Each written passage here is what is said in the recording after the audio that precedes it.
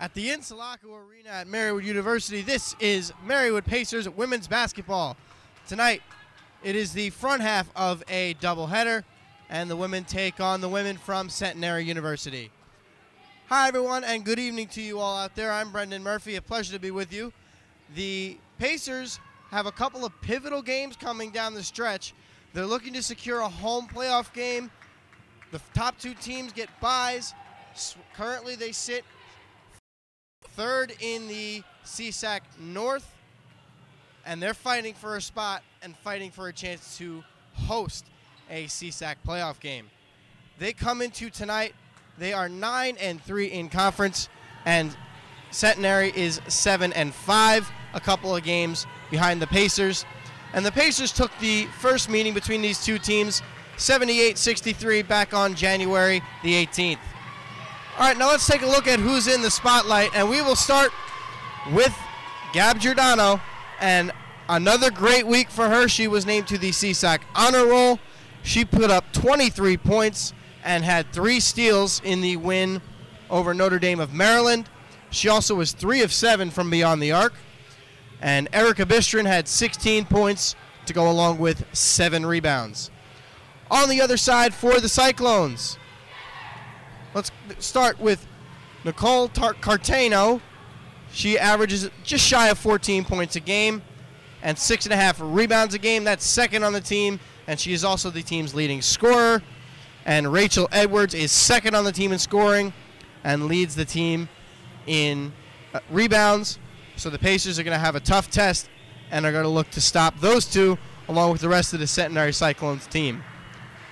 So we are getting set for the tip. So when we come back, we will have these starting lineups and the opening tap right here on TVM.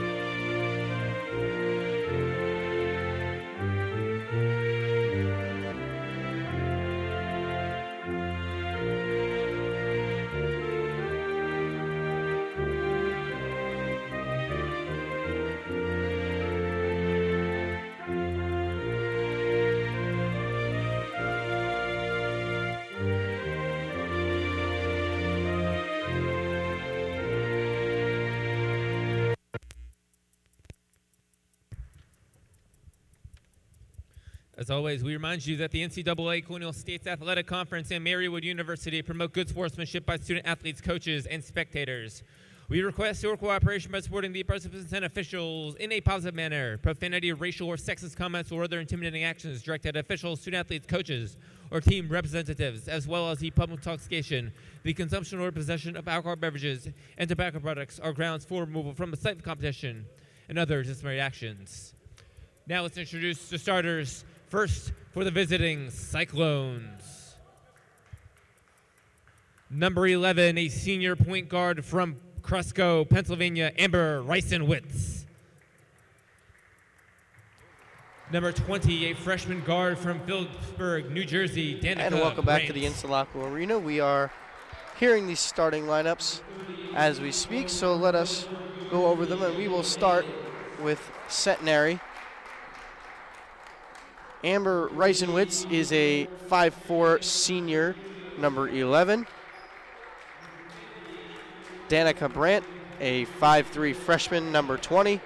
Rachel Edwards, a 5'9" senior, number 30. Julia Persant, a 5'8" senior, number 40. And Nicole Cartano, a 5'10" senior, number 50. And on the other side for the Pacers, a little bit of a shakeup in the starting lineup.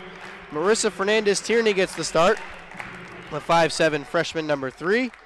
Erica Bistrin, the 5'8" freshman, number 5. Kate Riley gets the start tonight, the 5'9" freshman, number 14. Natasha Hessling, the 5'9" junior, number 34. And Gab Giordano, the 5'7" junior, number 35.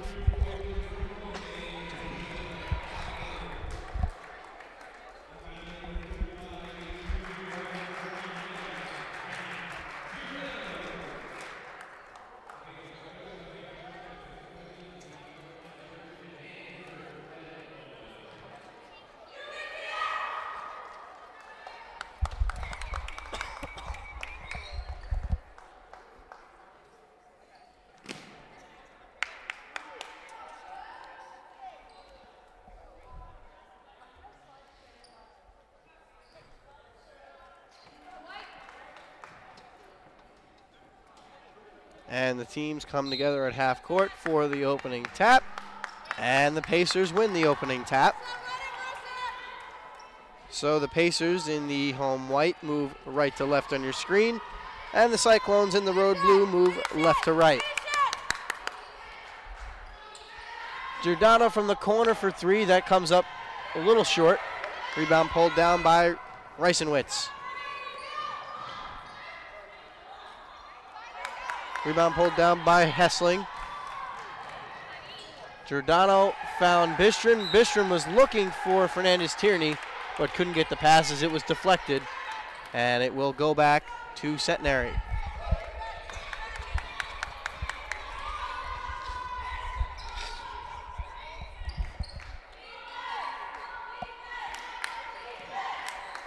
A shot that's a long 2 is good. That's Danica Brandt. So 2-0 Centenary early on. Fernandez-Tierney drives, and the shot comes up short. So she will go to the line for 2.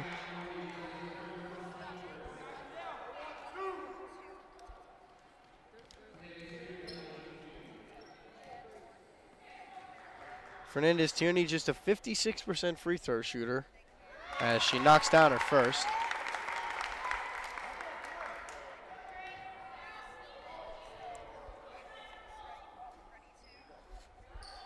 And she goes 2 for 2.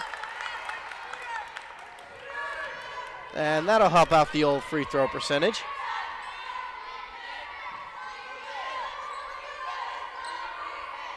Pass inside.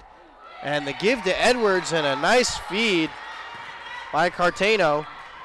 And Centenary leads 4-2. Giordano comes the other way. Forced a shot early in the shot clock. It was no good.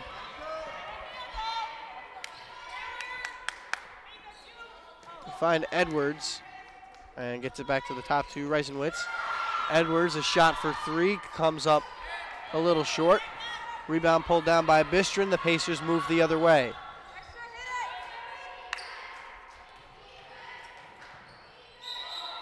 And Riley is called for a walk. So the date tonight, February 8th, 2018. And in 2018, we have the Winter Olympics as the opening ceremonies are taking place actually right as we speak in Pyeongchang, South Korea. Should be excited there for some hockey, luge, bobsledding, skiing and snowboarding, and many other events in the Winter Olympics.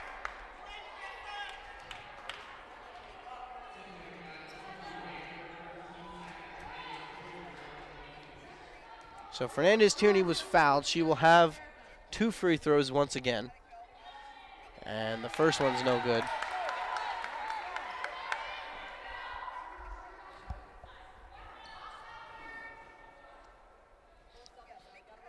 And it's good.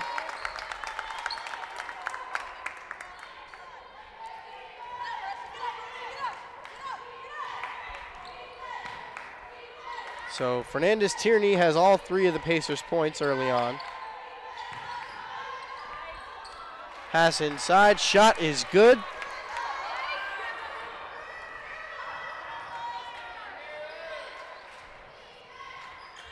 Hessling, a step inside the 3-point line, shot no good.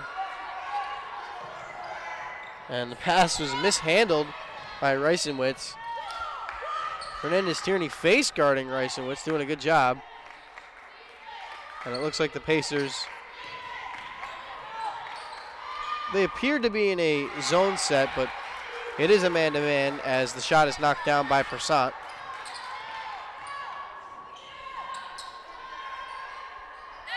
Giordano's shot for 3 is good, and she's on the board. Giordano, we've seen over the years, is the type of player that can go and put up 23 like she did against Notre Dame of Maryland, or she can put up maybe 12 points, 9 rebounds, and 7 or 8 assists, as she tied the school record for assists earlier in the season with 9.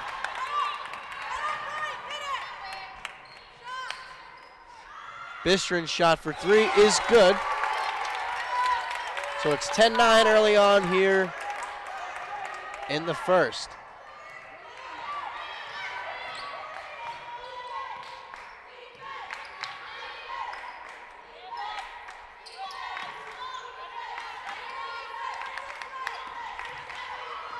And it's off Ongst's leg. So as you see, Araya Ongst has checked in for the first time. And that lay-in is good.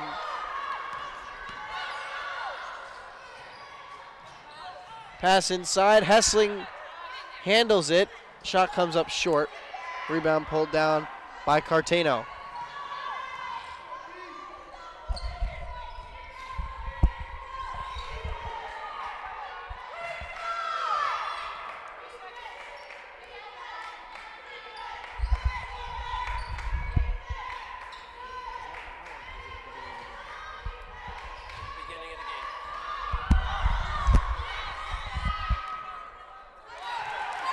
Free throw line jumper good by Reisenwitz, and the Pacers will take a timeout.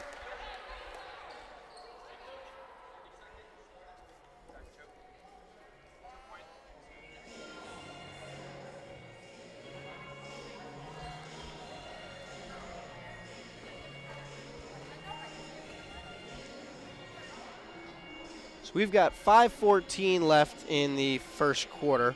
About halfway through. And as we mentioned that, Gab Giordano, the junior out of Holy Cross, is now 26 points away from 1,000 points in her Pacer basketball career. So a big game for her today could get her to that number. As unlikely as it is to happen tonight, if it does happen tonight, it'll be a very special moment because it will take place at home. Otherwise, she'll have to wait until Saturday down at Gwynedd Mercy. And Giordano can't get that one to go.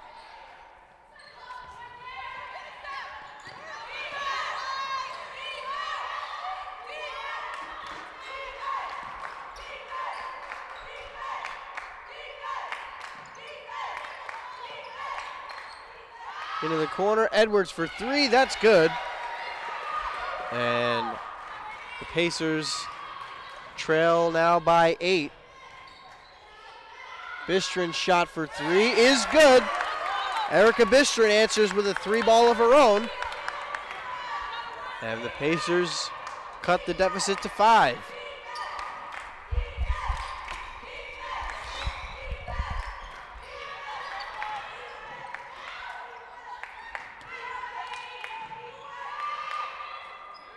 Shot comes up short and goes out of bounds.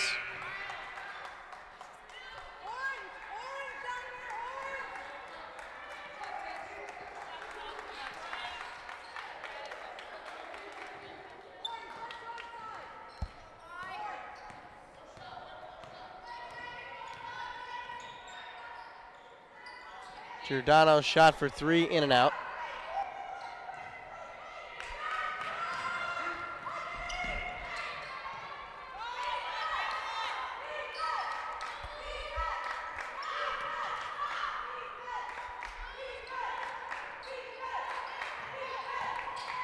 And a floater, no good by Edwards. A fight for the ball on the ground, and I think Giordano is going to pick up a foul here. And she does. She fell on top of Edwards, and as harmless as that may seem, it is still a foul.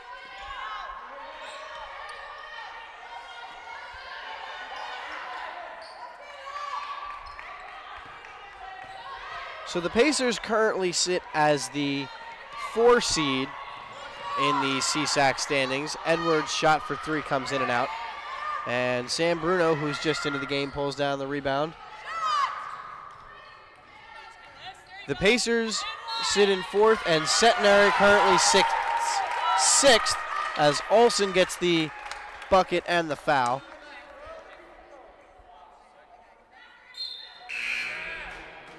So this could be a potential postseason matchup.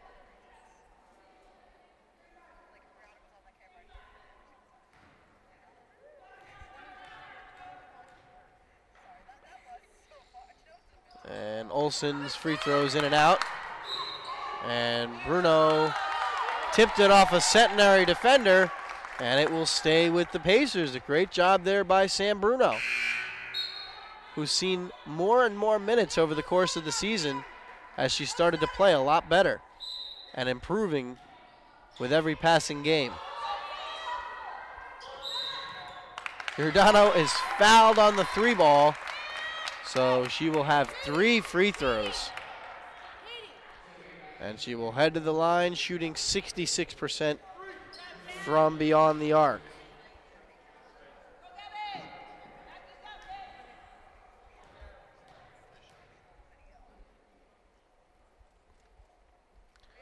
First one is good. She'll have 2 more.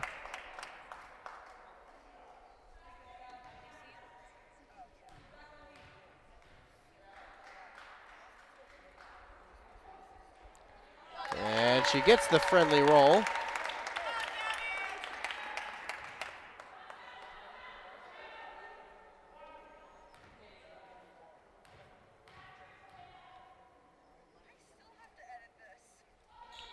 And she goes 2 of 3, but Bistrin gets the rebound.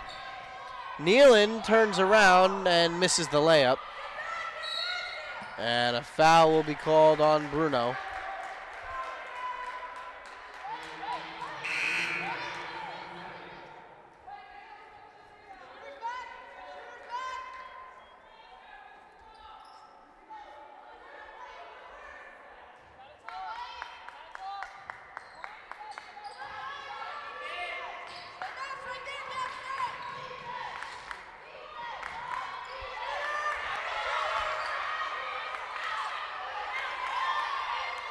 Pass into the corner.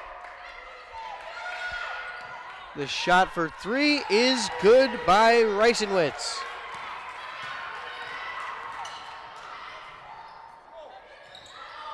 Bruno, shot no good. Rebound pulled down by Cartano.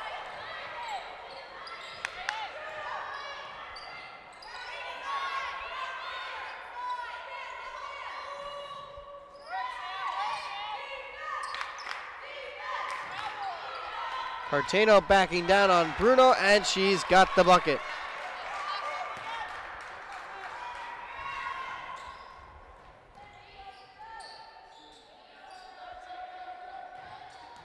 Bruno drives on Cartano and got her with the up and under.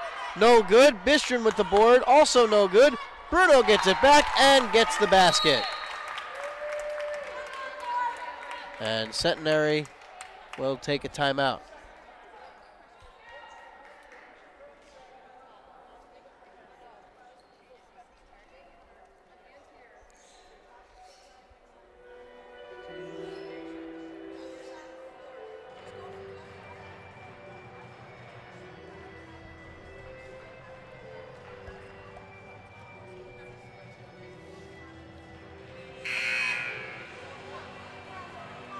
For those of you that didn't know, the song playing in the background is actually the intro song of The Office. And The Office is a great TV show which is actually set here in Scranton. Very good show on Netflix. I highly recommend giving it a watch.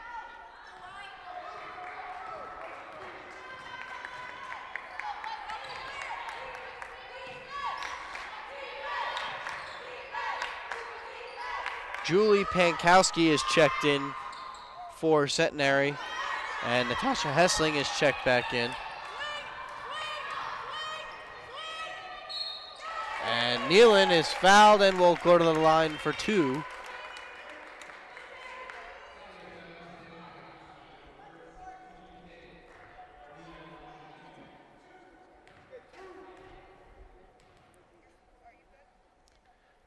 Nealon, just a 33% free throw shooter this year, makes her first. Hasn't taken many free throws this year.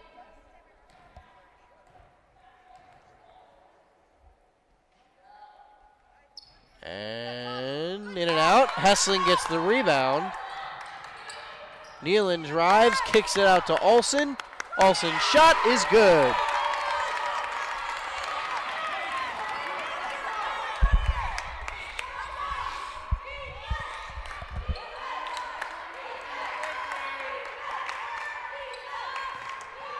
The drive by Edwards. Nealon brings it the other way, finds Hessling, and gets the bucket. So the Pacers have the lead. That's their first lead in this one.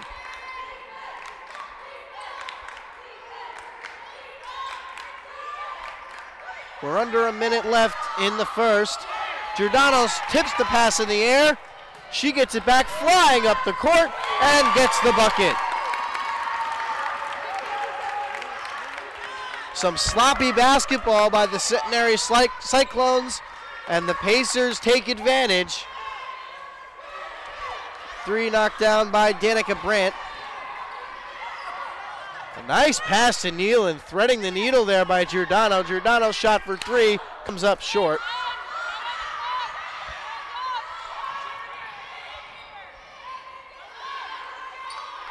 Shot to beat the buzzer is good. How about that? Danica Brandt beats the buzzer with about a second left. And Centenary retakes the lead on back-to-back threes by Danica Brandt to end the first quarter.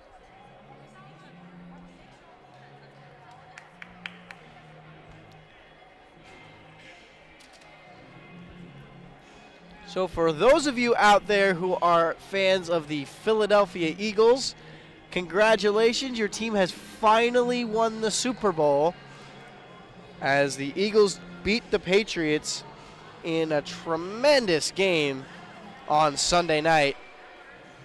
They won 41-33. The Patriots had a chance to score a touchdown to make it a 2-point game as time expired, but they couldn't get it, and the Eagles won. Nick Foles was named the Super Bowl Most Valuable Player, and he was the backup quarterback.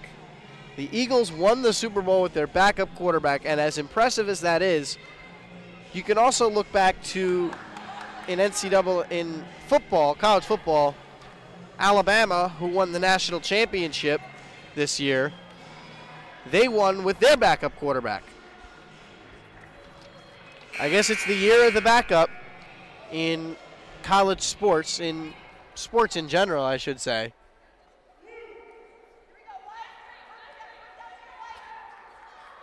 But we are just about ready to get back to the action as Centenary will open the second quarter with the ball.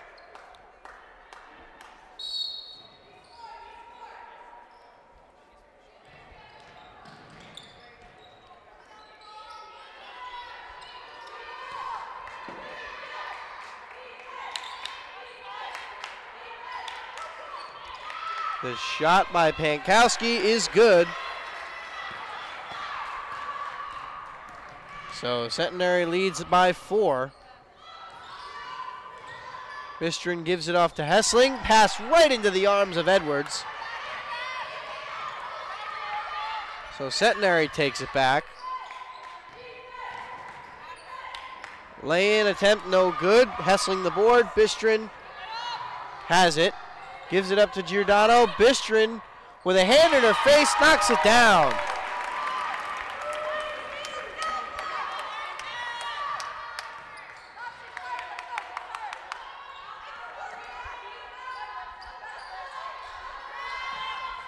Shot for 3, no good. Bistrin pulls down the board.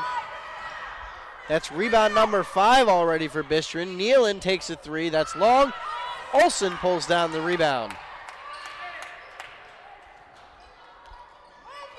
Ball never hit the rim, so the shot clock resets.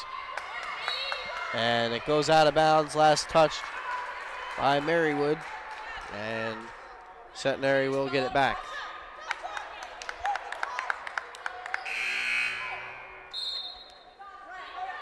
Julia Persant will check back in for Centenary, and Araya Alks comes in for the Pacers.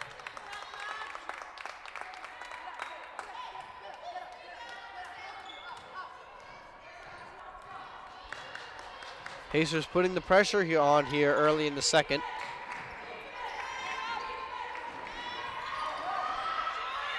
Edwards' free throw line floater was no good, and she commits a foul on the way back.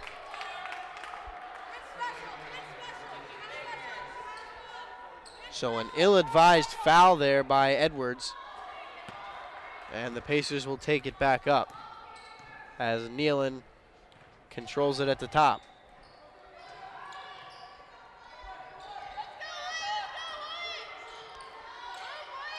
Onk finds Giordano. Giordano in the corner, comes up short.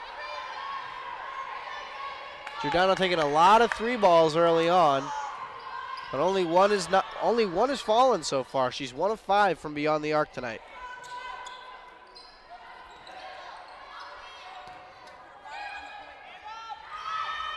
Persant's shot is no good. Nealon with the rebound.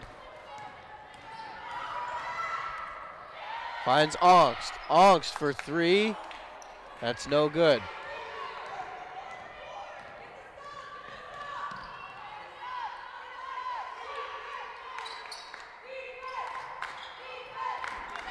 Pankowski at the top, gets it over to Edwards.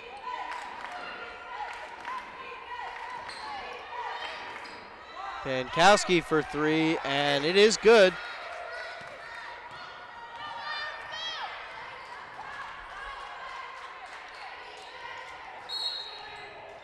And an illegal screen will be called on Centenary. Fouls on Francesca Marceno.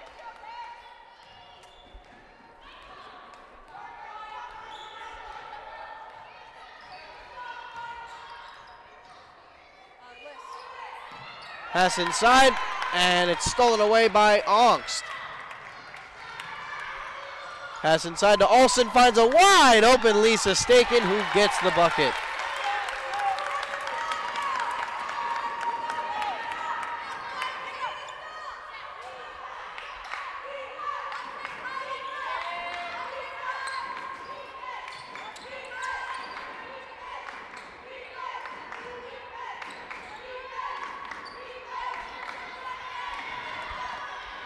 A drive by Persant, shot is good.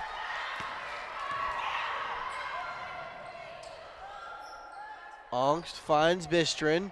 Bistrin on the drive, and the hoop and the harm.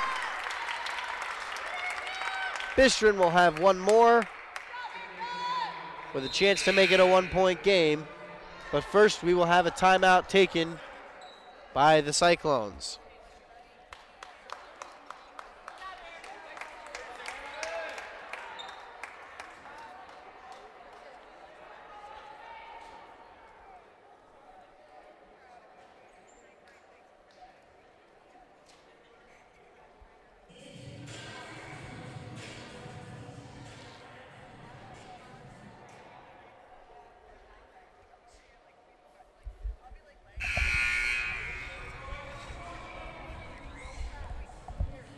So for the Pacers, this is their final home game of the regular season. They'll have 3 more CSAC matchups on the road. They go to play Gwynedd Mercy on Saturday, Clark Summit University on Valentine's Day, and Cedar Crest next Saturday afternoon.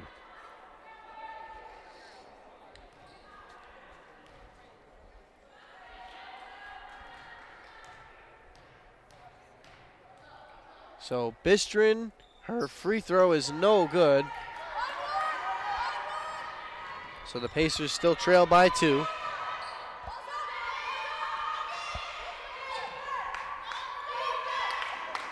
Cross-court pass to Edwards with a hand on her face, shot no good. Ongst with the rebound. Staken for 3, she knocks it down. And the Pacers have the lead once again.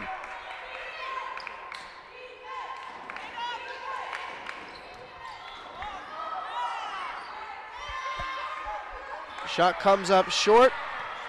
Bistrin with the rebound. The give to Hessling. And the shot is good.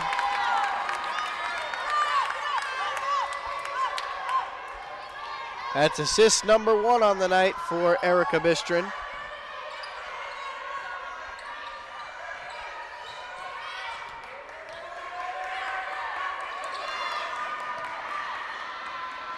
Cross-court pass to Pankowski. Edwards has it, gets it over to the top of the key. The shot is good by Reisenwitz.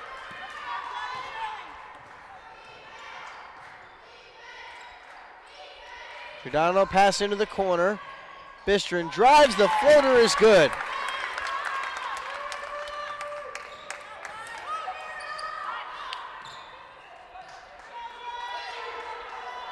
Pass inside, and shot no good by Cartano, but she is fouled. And Natasha Hessling will pick up her first foul.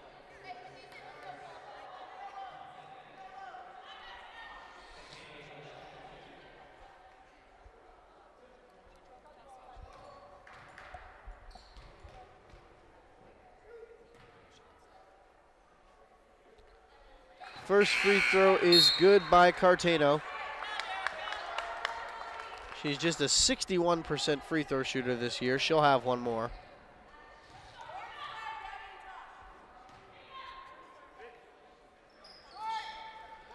The second comes up short, the rebound by Hessling. And Fernandez Tierney has checked in. So Bistrin will get a breather. Hessling for 3, no good. Ongst with the rebound and the putback.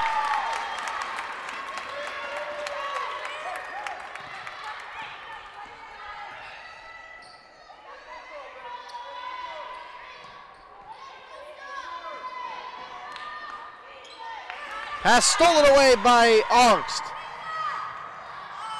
And she dribbled it off her foot, and it goes out of bounds.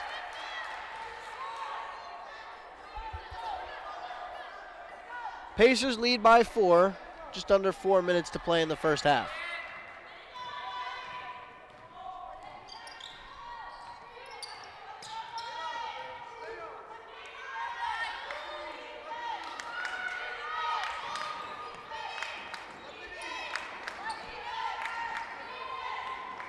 Edwards with Giordano in her face.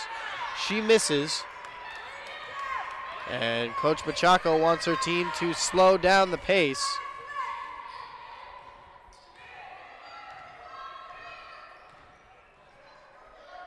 Giordano in the corner for 3, and she knocks it down.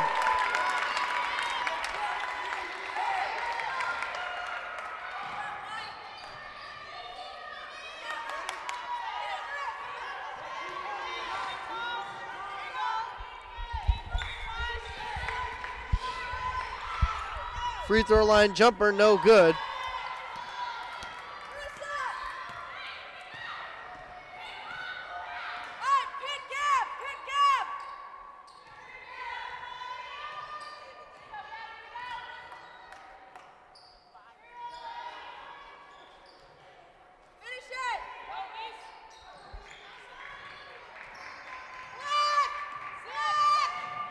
They get it over to Giordano with 5 to shoot. In and out. And a foul will be called.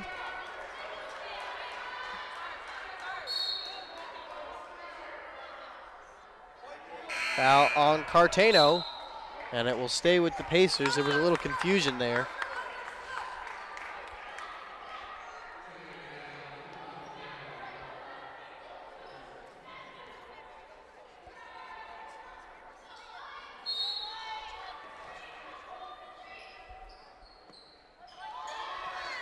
Pass into Staken. The left-handed hook shot is good. And the Pacers extend the lead to 9. Pankowski gives it over into the corner to Persant. Pass tipped and stolen away by Fernandez-Tierney. Hessling finds Staken. Staken for 3. That is good.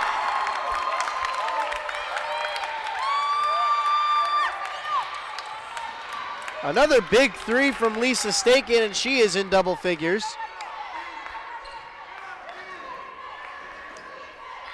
Pass inside, shot no good.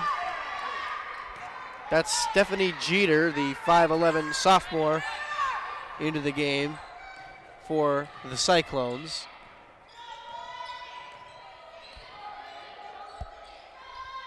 Angst for 3, no good. Pacers lead by 12.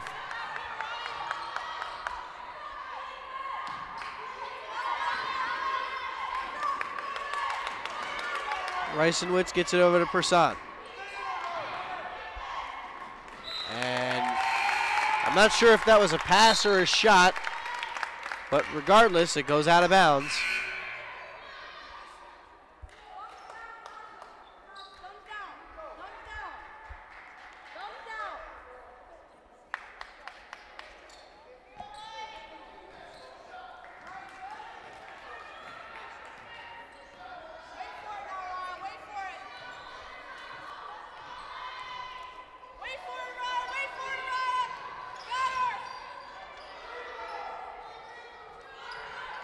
Angst gives it off to Fernandez-Tierney. Staken again from beyond the arc, no good. Hessling with the reward. And Giordano and the Pacers will slow it up. Back to Giordano. She drives, and she's fouled as she misses the lay-in.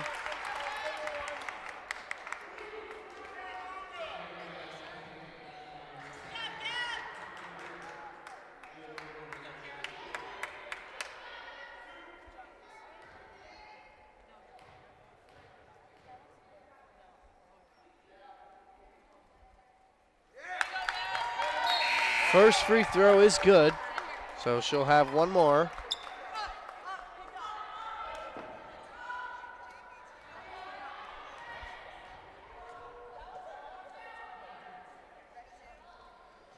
And it's good. 12 points for Gab Giordano. And that inches her closer to 1,000 for her Pacers career. She's now 17 away.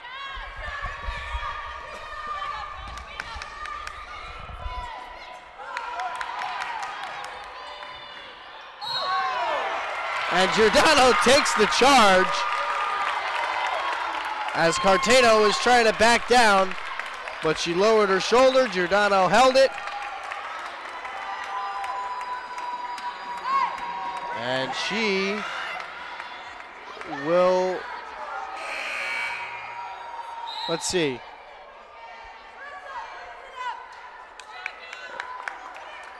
It was an offensive foul, so she's not going to take free throws.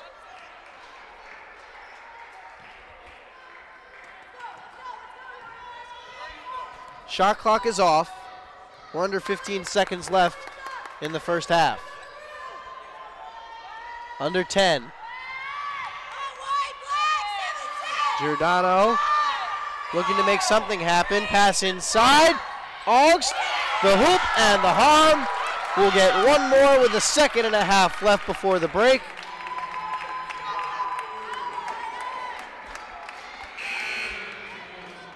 Augst shoots at a 55% clip and will have one free throw.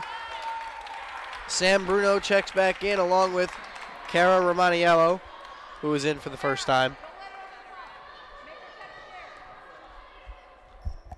And the free throw is no good.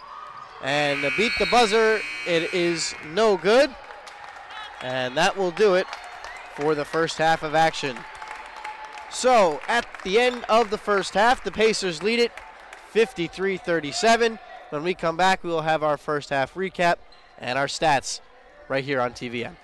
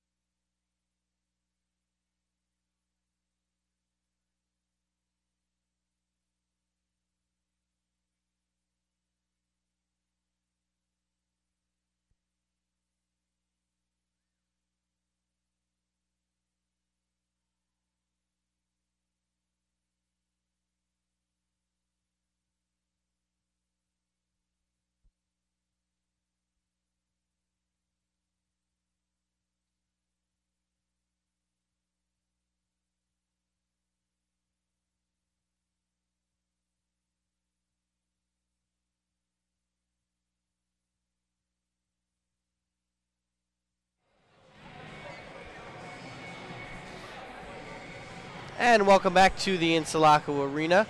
And let us take a look at our first half stats. And we will start with the Pacers, who had a very productive first half.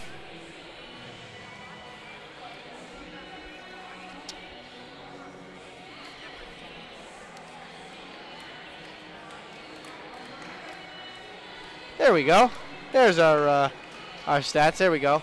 Pacers lead at 53-37. Both teams shooting about 50% from the field, actually exactly 50% from the field. Pacers is 7 of 17 from beyond the arc. Centenary 4 of 9.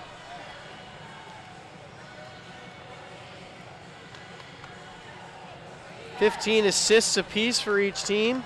The Pacers lead in the rebound department 25-16 and have also committed less turnovers than the Cyclones, 5 to their 7.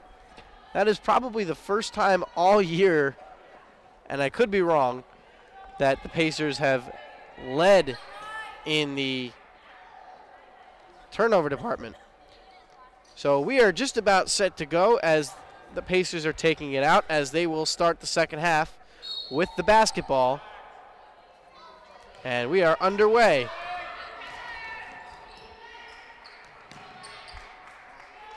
And an ill-advised pass, an errant pass I should say, and Centenary takes it over. So Centenary in the road blue now moves right to left, and the Pacers in the home white move left to right. Edwards, the shot for 3 is good.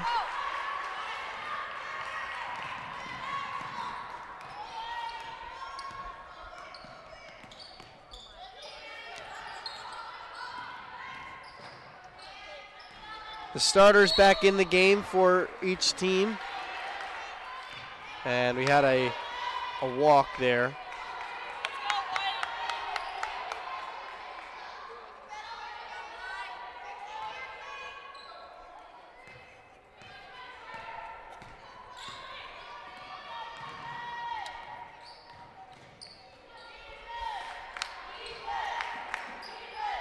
Persant got Giordano in the air. Edwards drives, and the shot no good, but a foul.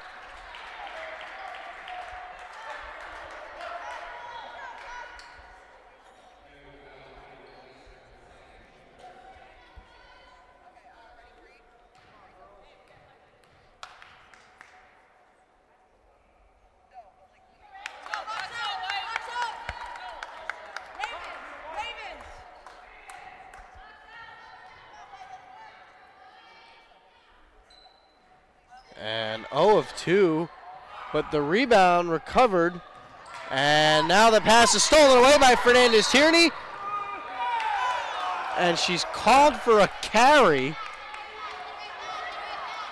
She had Giordano wide open, but was called for the carry. It's unfortunate, those would have been easy points, but they couldn't get it.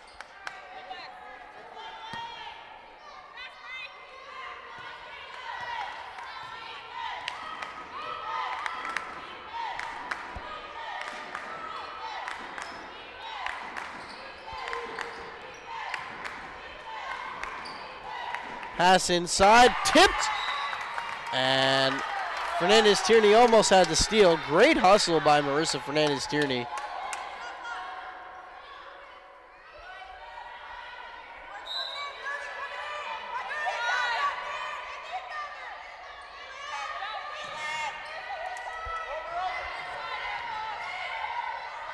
Persant, the shot for 3 comes up short, and the shot is good by Cartano.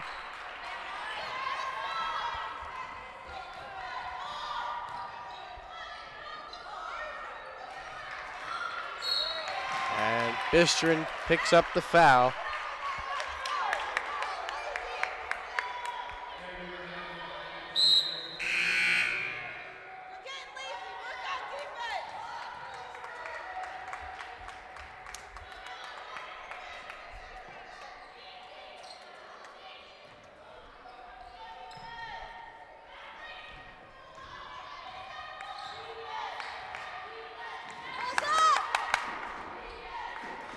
Pass inside. They find Persant. Edwards in the corner for three. Comes up short, gets her own rebound. And it's last touched by the Cyclones. And the Pacers will get it back.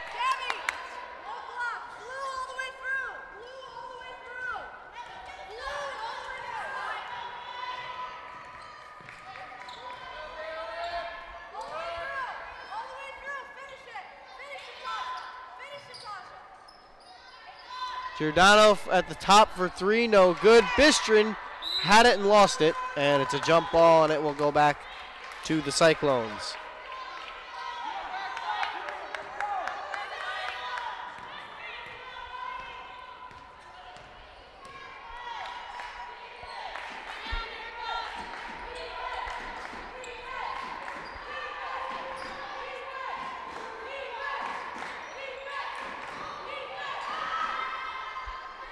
That shot no good. Rebound pulled down by Hessling. Nealon finds Giordano, who's wide open for three, and it is good. 15 for Gab Giordano.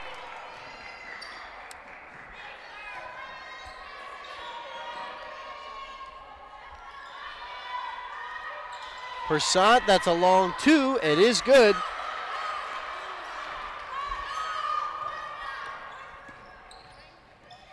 The Pacers lead stands at 12. Giordano shot off the glass, no good. Last touch by the Cyclones, and it will stay right here.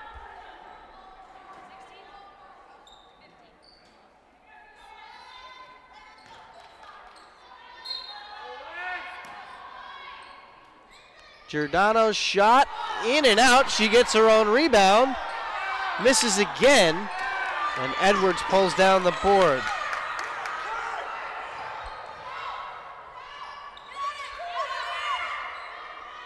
Persant with it, guarded by Giordano. Edwards over Bistrin for three. And it's no good. And let's see. The Pacers will get it back as it's last touched by Centenary.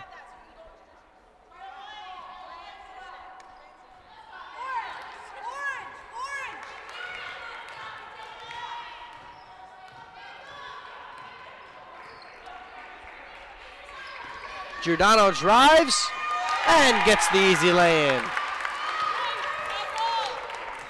Big night so far for Gab Giordano. She's got 17.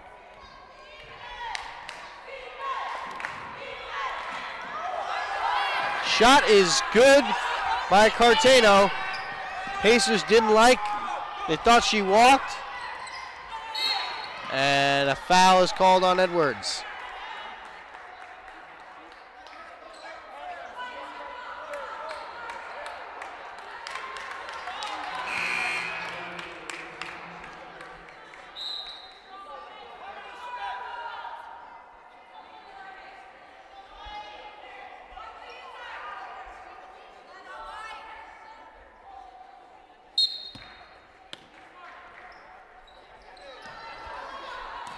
And that pass is stolen away by Cartano.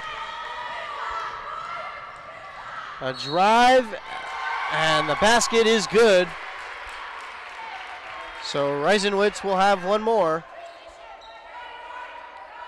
She's a 67% free throw shooter, and she will shoot one at the line.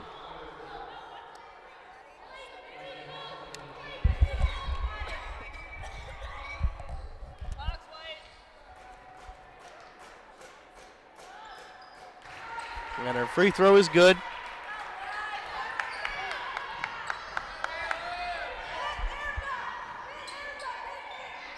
Hessling, shot is good from the elbow.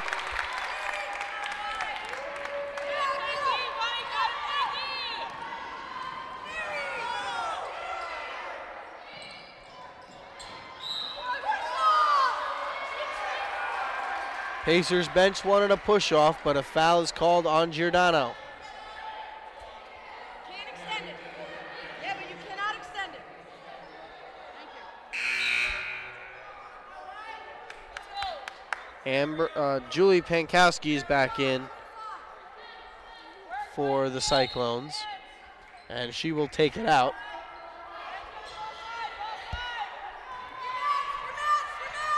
Reisenwitz guarded by Nealon. Pankowski has it, and it was almost knocked away. Kayla Rowan controls it. Pankowski drives on Bistrin and just takes it out. Pass stolen away by Augst. She stays in bounds.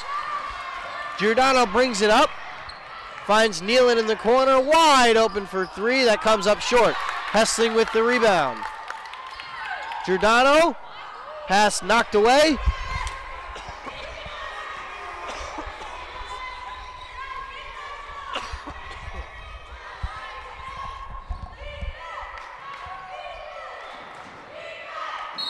And a shot no good, but a foul.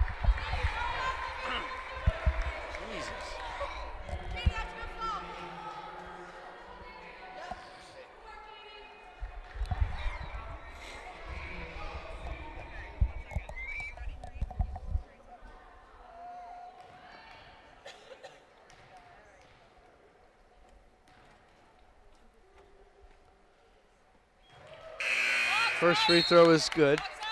And Cartagena will have a chance to cut the deficit to single digits.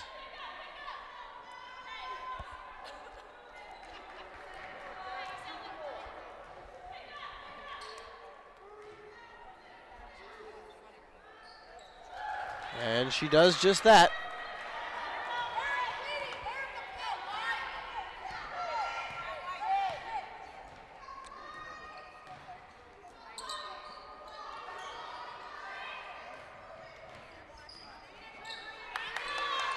Bistrin for three, no good. Rebound pulled down by Hessling. That's 9 rebounds for Natasha Hessling. Augst, her shot is good.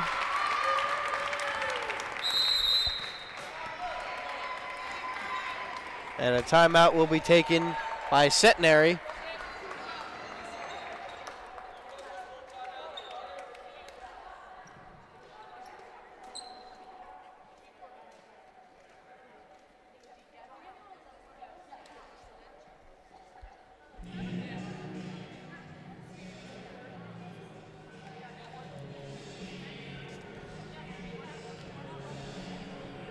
So, in this timeout, let us take a look at the CSAC standings, and we will start in the North Division as Gwynedd Mercy leads.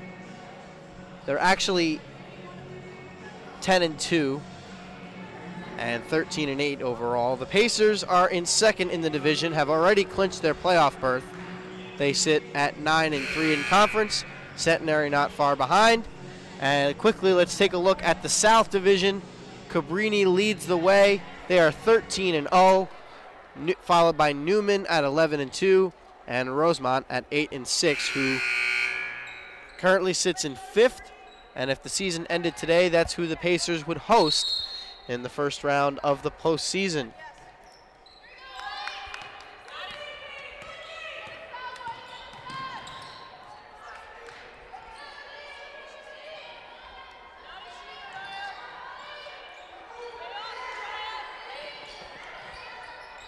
Pass inside to Edwards, backing down, in and out. Rebound pulled down by Augst.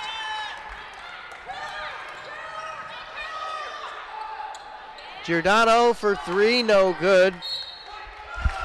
And last touch by Edwards.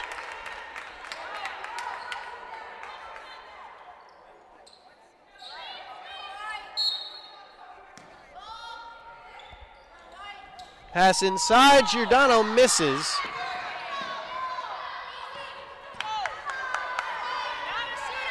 It's been a rough day shooting the basketball for Gab Giordano. She's just 5 of 18 from the field.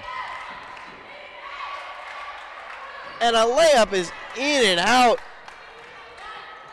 And let's see who they give that rebound to. If they give it to Giordano, that's her second rebound. And they give it to Erica Bistrin. So that's a double-double for her. She's got 13 points and 10 rebounds. That came up so quick we couldn't even get the double-double watch up fast enough.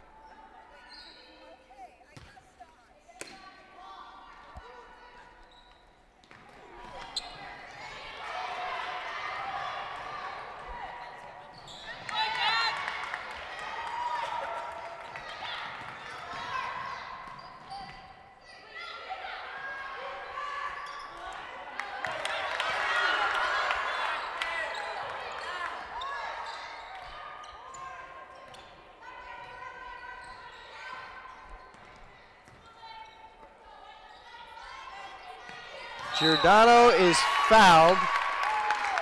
The foul will be on Kayla Rowan. That's her third. And she will take a seat.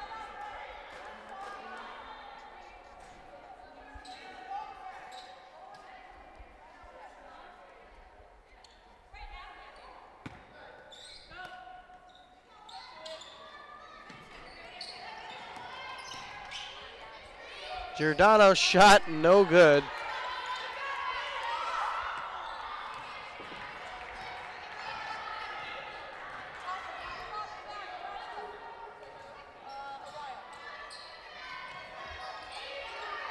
Pass inside to Edwards, the up and under circus shot no good. Staken with the rebound.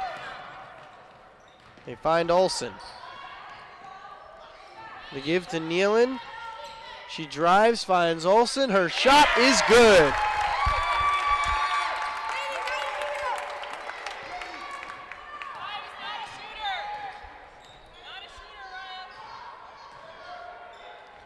Pass inside. Edwards misses. Nealon with the board.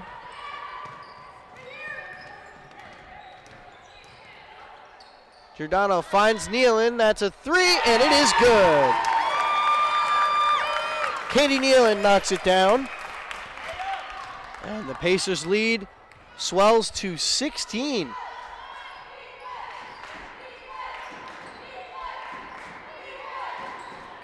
Persat answers with a three of her own.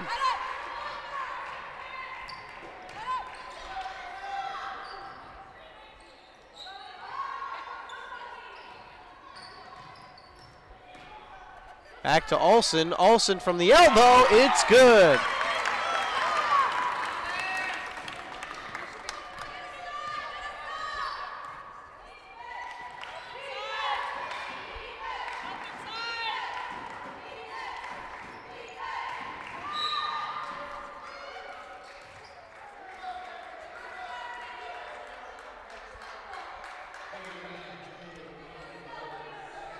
They call that foul on Nealon.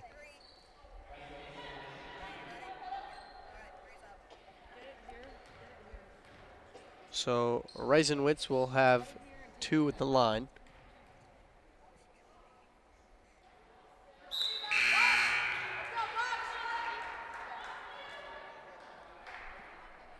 Hessling comes in as Ongst will take a seat. And Cartano comes back in for the Cyclones.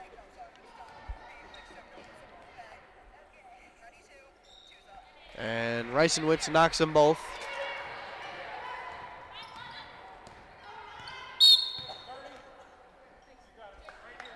And the Pacers will take a timeout.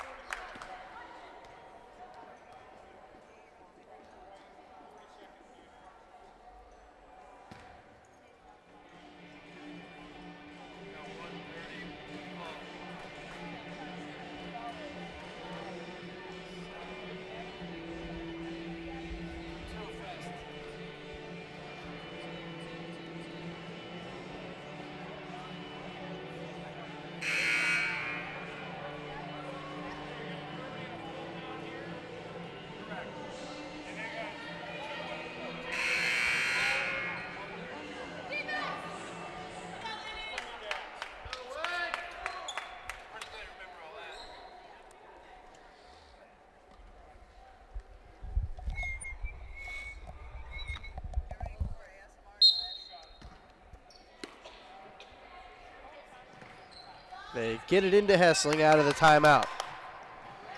Pass inside to Giordano, and she gets the circus shot to go. Great play all around there by the Pacers, and we are under 30 seconds left, so the shot clock is off. So Centenary can hold for one if they so choose. Cartano backing down. She misses. That's 10 rebounds for Hessling. She needs 4 points for a double-double. Nealon will be fouled by Cartano, and she will have 2 at the line.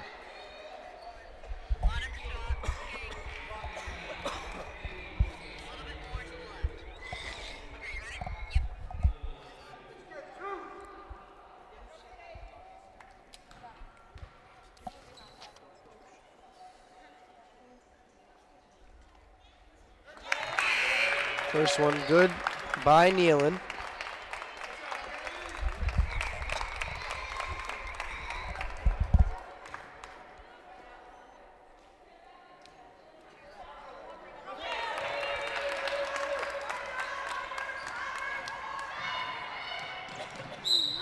And Nealon thought she had the strip, but it is a foul.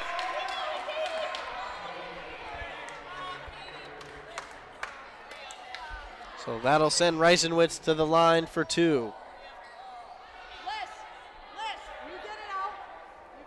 Look here. Yep. Lisa.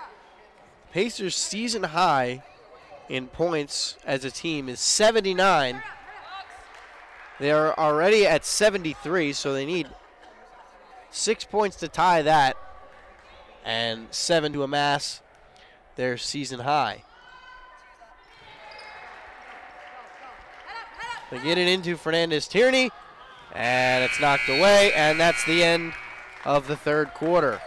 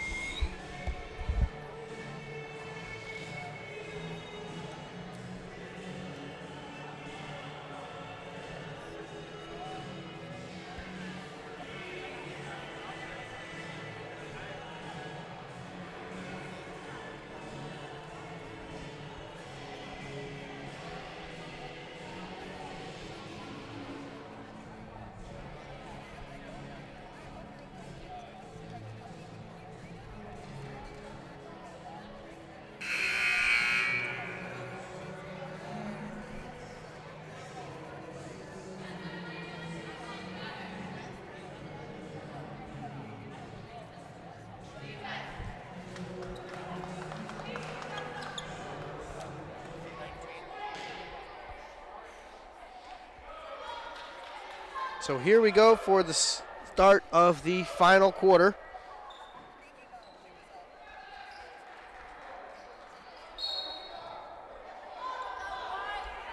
So the Pacers will open the fourth quarter with the ball.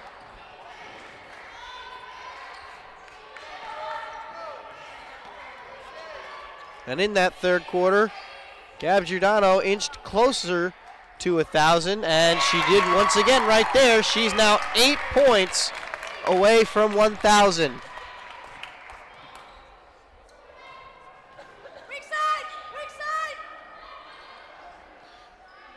Pankowski's shot no good. Hessling pulls down her 11th rebound. And it looks like at this point, they're trying to get Gab Giordano to get her 1,000th point here, because this is right in her own backyard. She went to Holy Cross, which is just right down the street. And Olsen gets the turnaround lay-in to go. 77-58 the score. We're just over a minute played here in the fourth quarter of action. Cartano got that one to go. Nealon drives, and that misses. And they get it up to Persant. And in and out. She gets her own rebound, and the lay-in is good. They get the pass up to Giordano, and she missed the layup.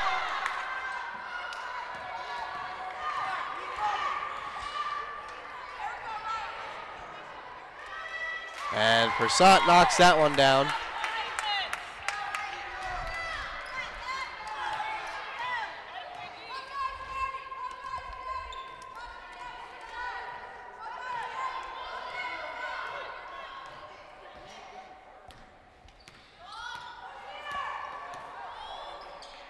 Nealon pulls up for three. She misses, gets her own rebound, finds Staken.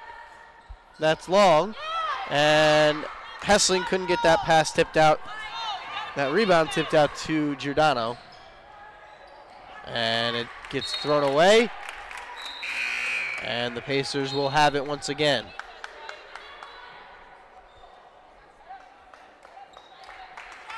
Staken and Olsen will take the seat.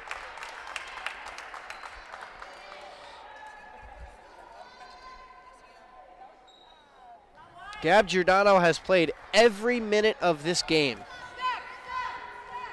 It seems as though it is in an effort to get her to 1,000 career points tonight.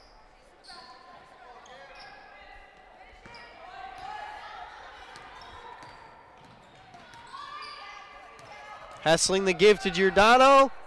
No good. Oggs pulls down the board. Bistrin for three. No good. Rebound pulled down by Cartano.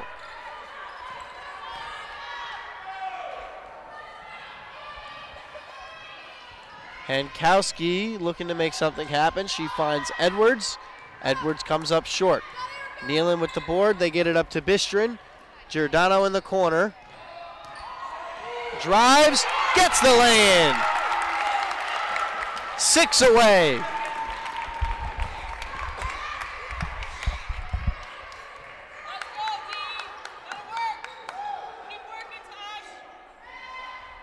Pankowski's three ball comes up short.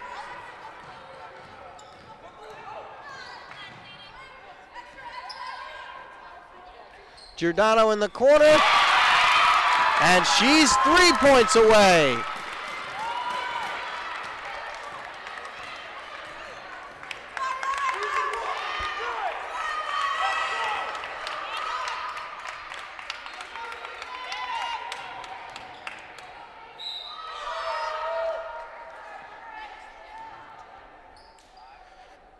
Foul is on Bistrin, so Edwards will have 2.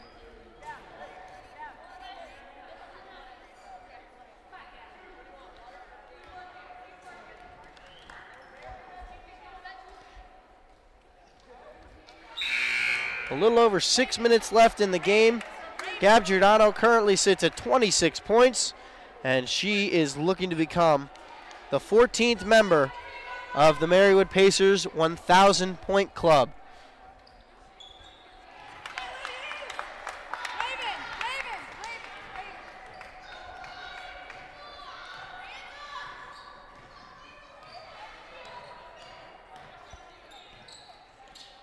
Bistrin in the corner with a hand in her face. No good. Edwards the board.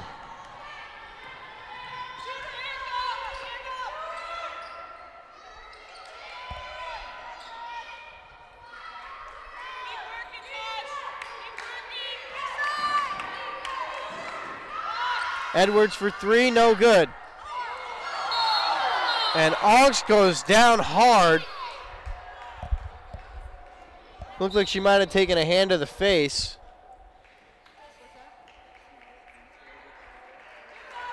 And she's walking around. She's okay.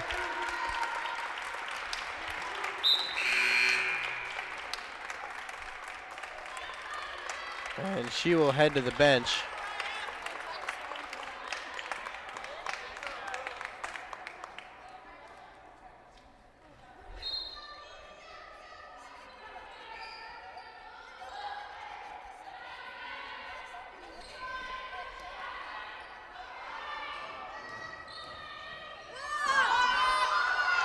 That shot is good.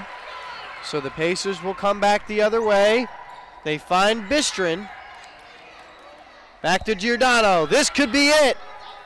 No good.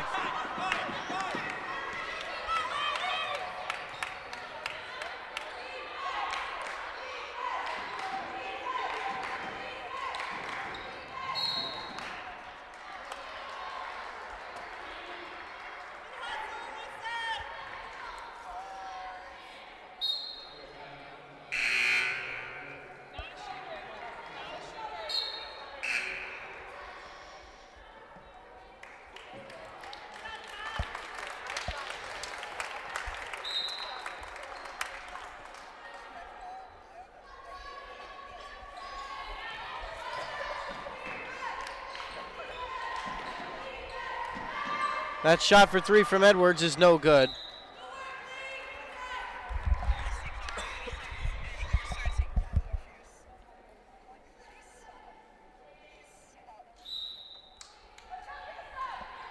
Giordano leads the way for the Pacers with 26 points, one of 4 Pacers in double figures. That lay-in is good. By the way, the Pacers sit at 82 points. They have amassed their season high for points. And Bistrin rolls over, so that's a travel.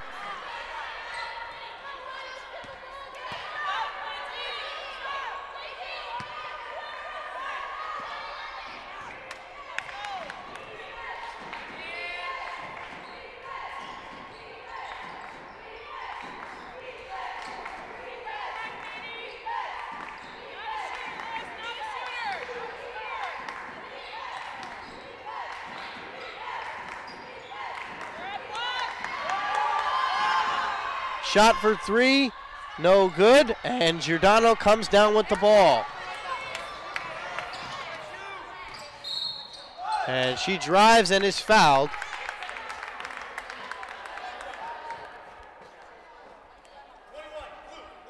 And it's on the floor.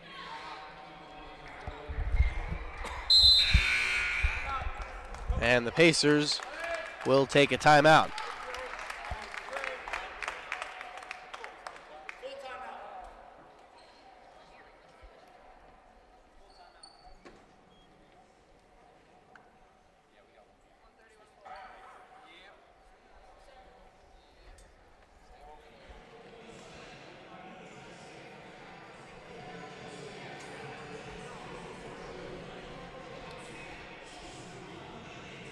So 13-point lead for the Pacers, 82-69. If all holds as it is, the Pacers will improve to 10-3 in conference, and Centenary will fall to 7-6. They currently hold on to the last playoff spot, just barely. They're still ahead of Immaculata, who sits at 6-8. Over in the South Division.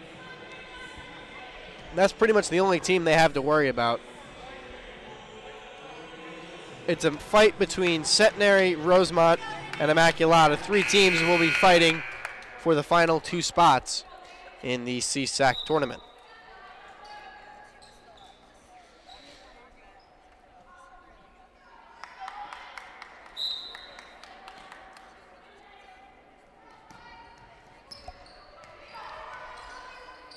Over to Giordano for 3, no good. And it goes out of bounds.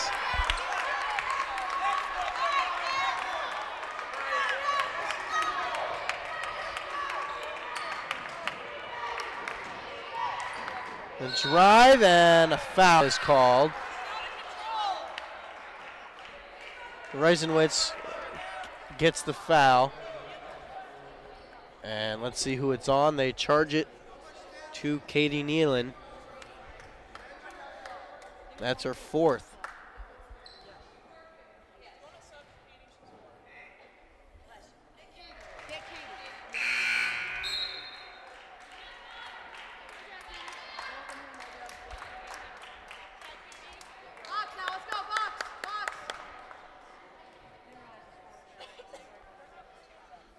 And that free throw is good.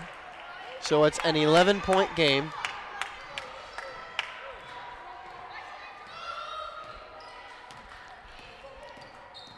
A drive, and the lay-in is good. 999 points in the so far illustrious career at Marywood for Gab Giordano.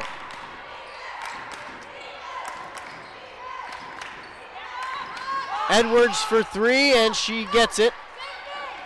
10-point game.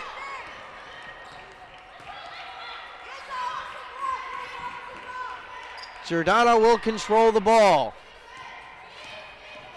And she is fouled. And let's see if it's a shooting foul. And she will have two shots, two chances to reach 1,000 points.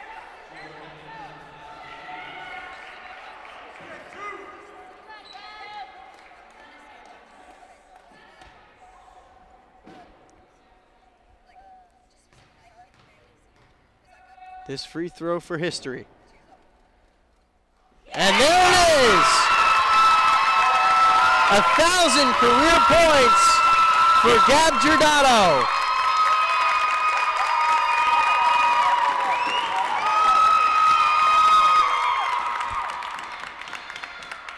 And there's 1,001. And the Pacers bench will storm Gab Giordano as she finally reaches 1,000 career points. Just the 14th Lady Pacer to ever reach that milestone. And it took 30 in the game tonight to do it.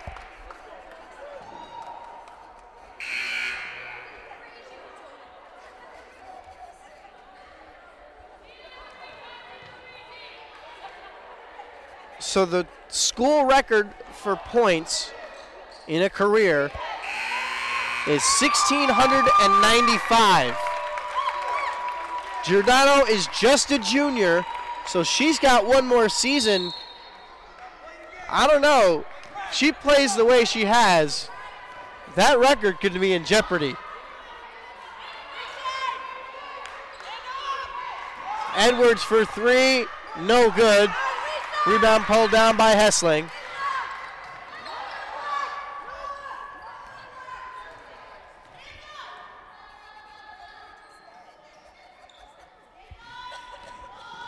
Bistrin the give to Olsen.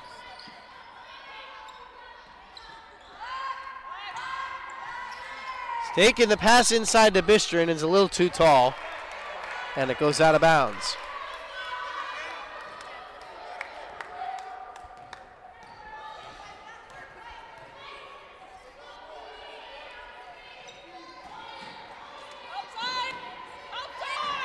Pass inside and a foul by Olsen.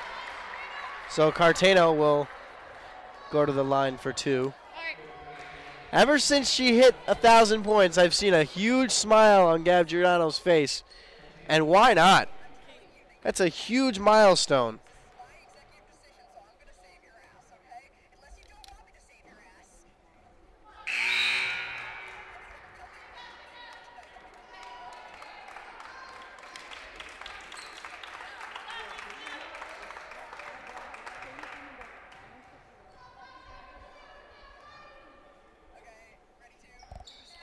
And it's good.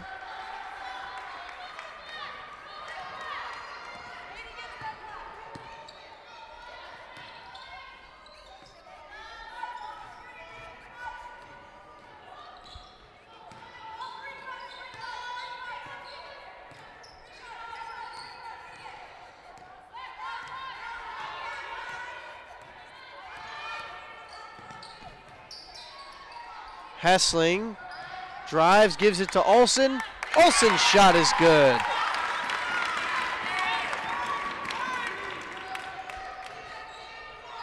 Olsen's got 12. Shot in the corner for three, no good. 14 rebounds for Natasha Hessling.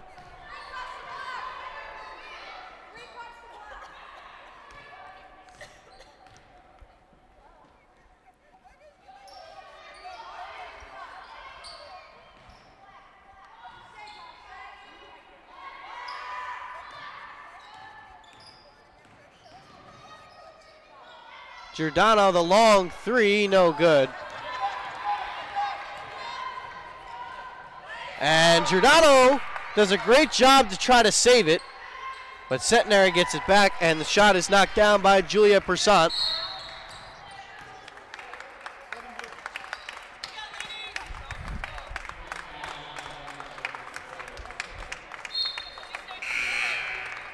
So an entirely new group will come in. Cara Romaniello back in along with Kate Riley. Carolee Pearson for the first time. Sam Bruno and Marissa Fernandez-Tierney. Pacers lead by 11 with a minute left to play. And Fernandez-Tierney is fouled, and she will have 2 free throws.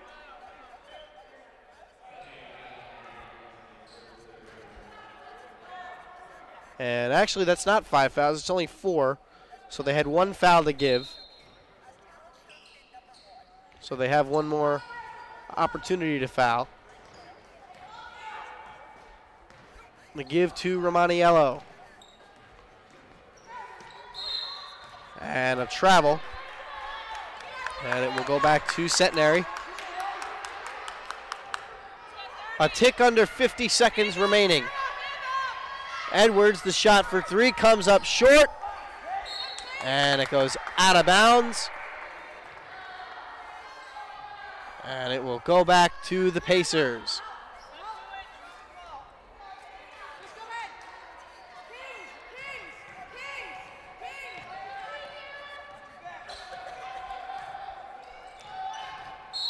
And Fernandez-Tierney is fouled, so she will have 2 free throws.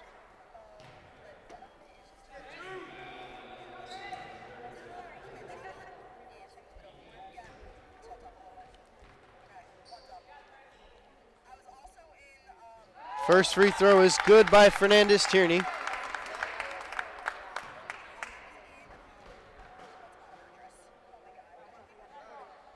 And she knocks them both down.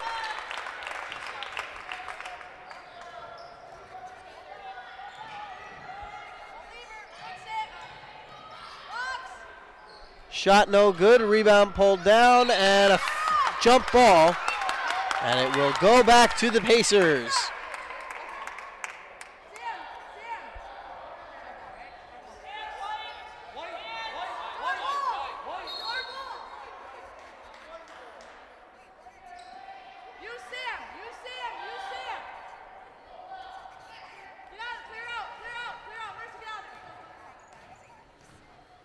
And it looks like Centenary will let the Pacers run out the clock.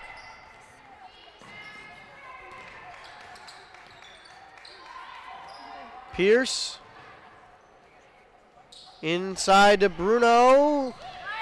Fernandez-Tierney gets it back, and she's called for the walk with 1.5 seconds left to play. And that's going to do it. So the Pacers pick up a big win in hopes of securing a home playoff game. And if this is the final time the Pacers play at home this season, they go out in style with a bang as they get the W 90-77. So the highlight of the night, of course, Gab Giordano picking up her 1,000th career point. She finished the night with 30. She was 10 of 29 from the floor. Low field goal percentage, but the fact of the matter is she got it done when it mattered. She got her points, and a tremendous game for her. So that will do it for our coverage of the women's game here at the Encelaco Arena. Don't forget, the men's game is coming up in just a little bit. So stay tuned for that at about 8 o'clock. So from all of us here at TVM, I'm Brendan Murphy. Stay tuned for the men's game.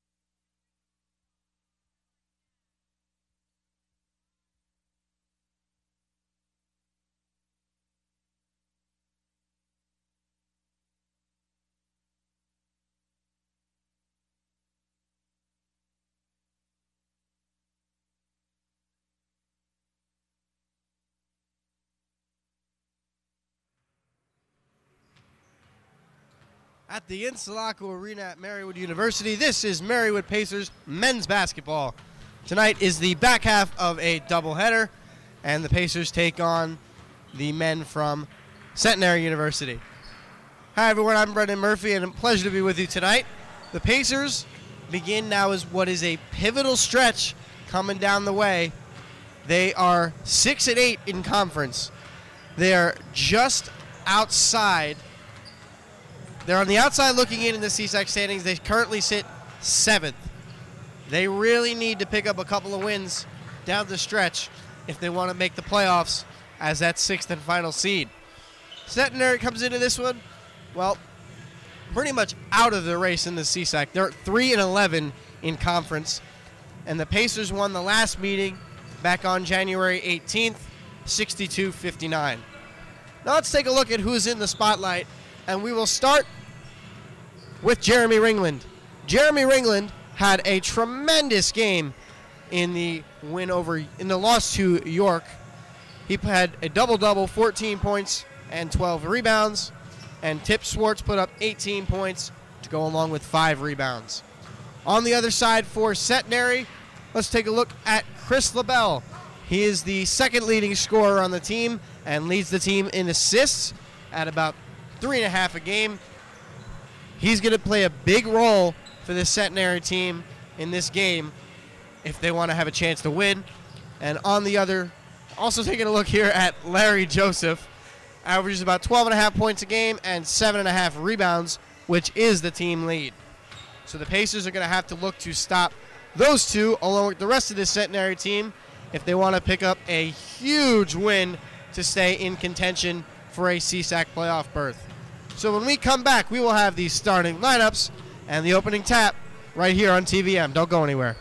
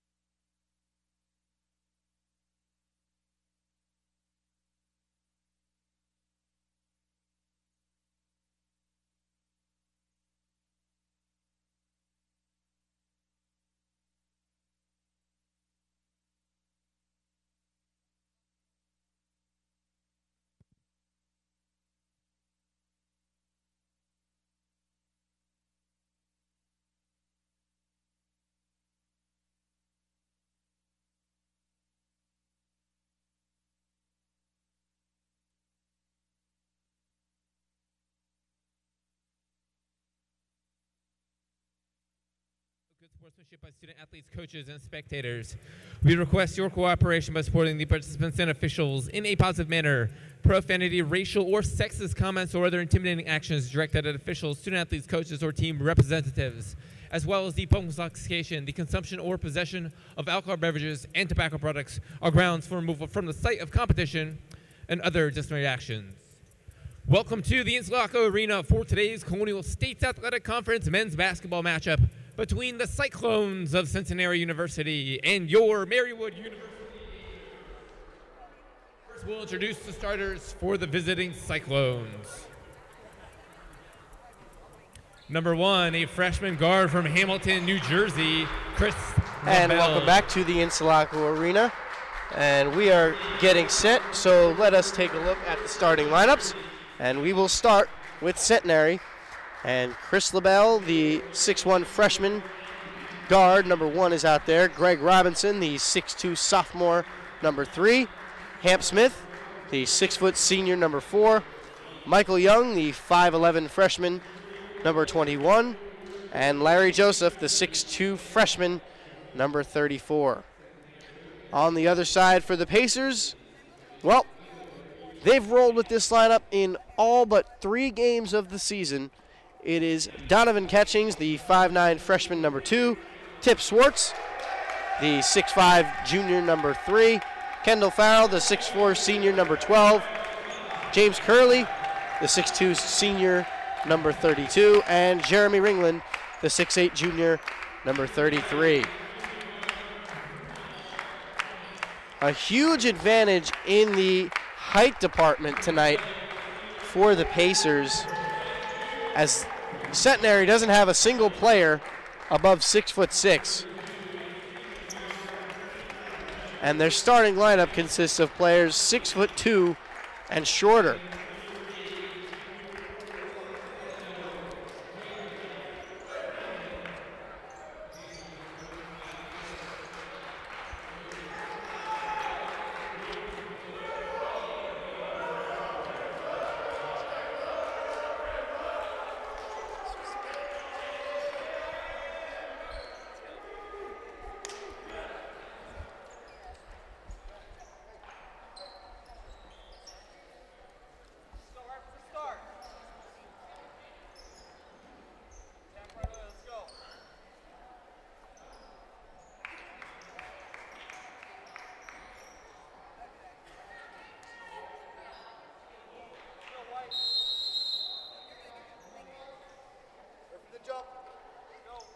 So we are set to go, and the Pacers lose the tip as Centenary will take it. So Centenary in the road blue moves left to right on your screen, and the Pacers in the home white move right to left. Joseph backing down, and a travel is called. If you're just joining us, you missed a great game for the women, highlighted by Gab Giordano recording her 1,000th career point on a free throw made in the fourth quarter. So congratulations to Gab, as the Pacers women picked up the victory 90-77. Catchings finds Farrell, takes a step in, and he misses. Ringland tips it out to Swartz.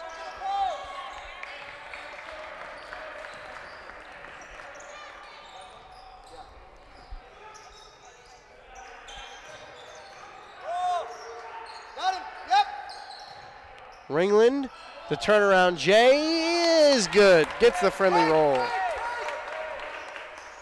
job, Jared. Good shot. Hands, be big. Behind you, Tip.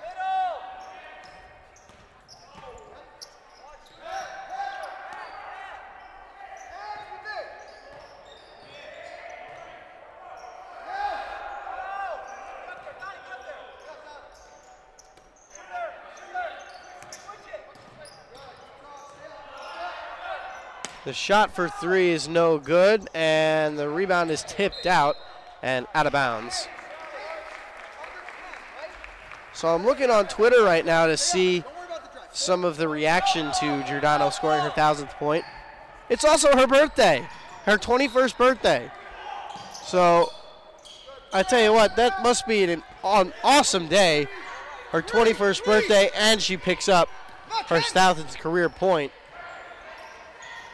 becoming the 14th member of the 1,000 point club for Pacers women.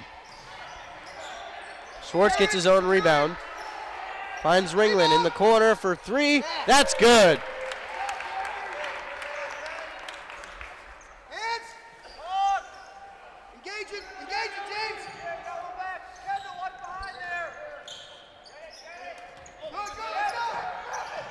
Tipped into the hands of Curley. Swartz with a beautiful up and under land, and Centenary will take a timeout.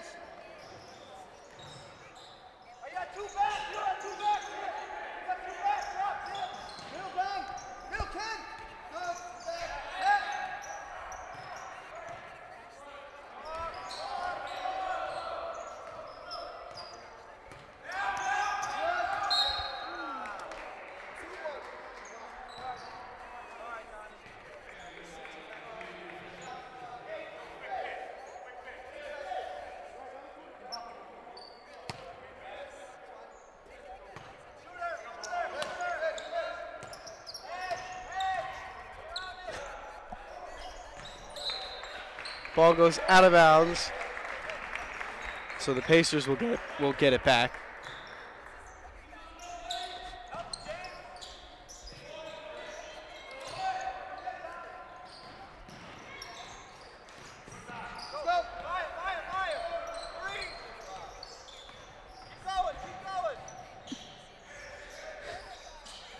Stolen away by Hamp Smith. And the finger roll layup is good.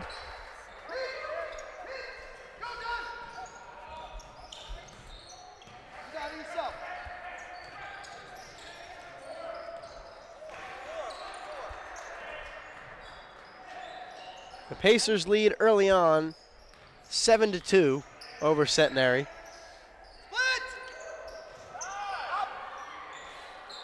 Pass a little tall for Catchings, but he's able to corral it. 5 to shoot. He drives, steps back, and it'll be a shot clock violation as he couldn't get the shot off. So the Pacers men will have one more home game before the start of the postseason. They play Immaculata at home next Saturday afternoon at 2 o'clock. And we will have that game right here on TV-Marywood. Shot for 3, no good.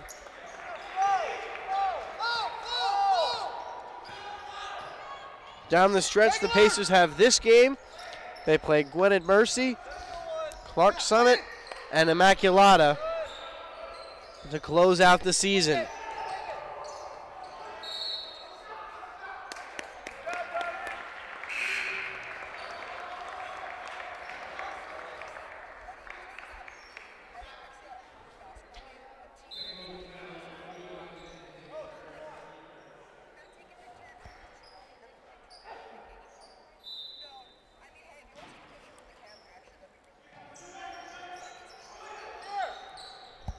Farrell gets a shot to go over the defender.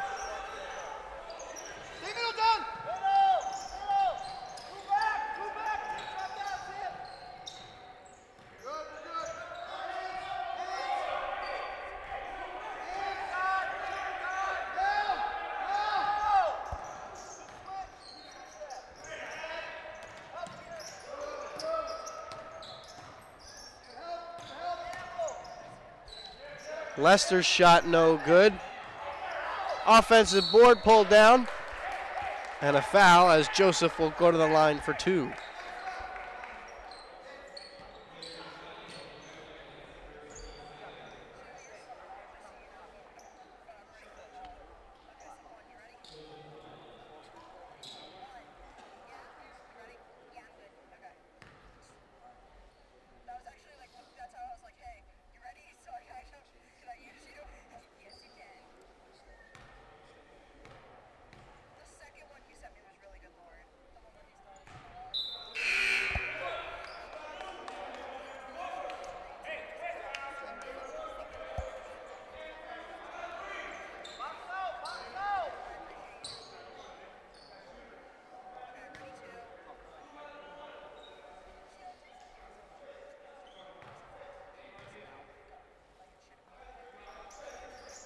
And in and out.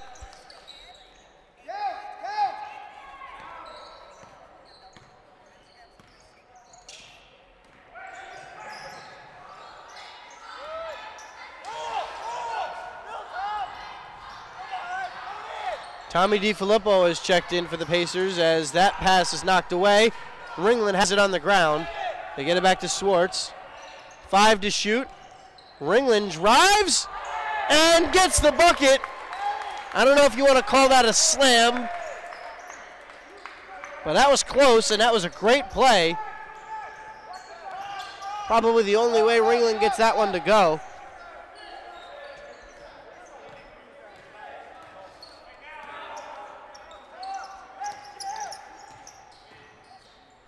Pass into the corner, that's Stuart Lester.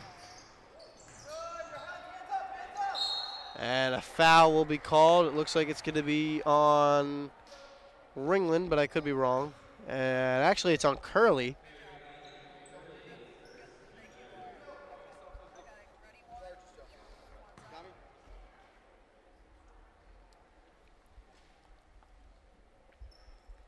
So Joseph is at the line for 2. He's a 61% free throw shooter on the season, and the first one comes up short.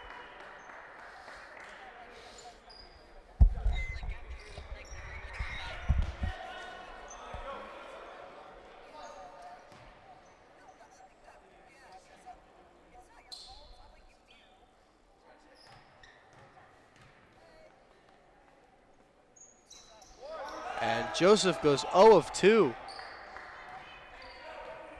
It's 11-3 early on.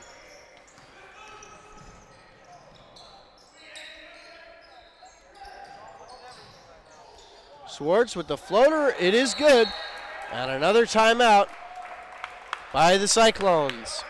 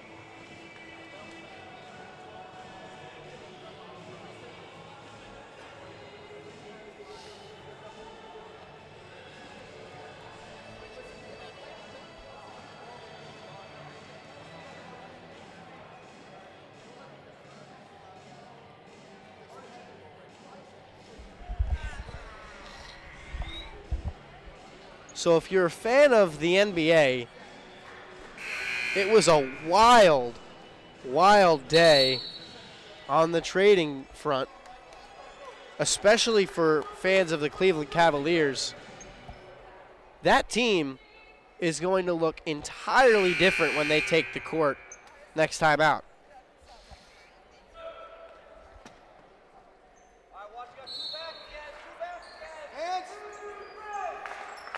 Couple of huge trades for the Cavs. They got rid of Isaiah Thomas and Jay Crowder. Some of the players they picked up included George Hill and Rodney Hood. And if you're a fan of Division I college basketball, and as Monahan takes the charge, if you're a fan of Division I college basketball, St. John's upset Villanova last night in a thriller.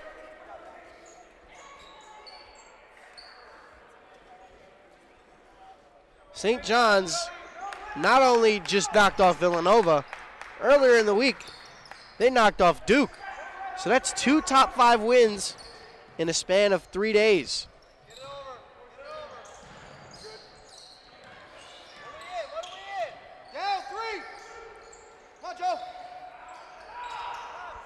Swartz for 3, no good. Rebound pulled down by Smith.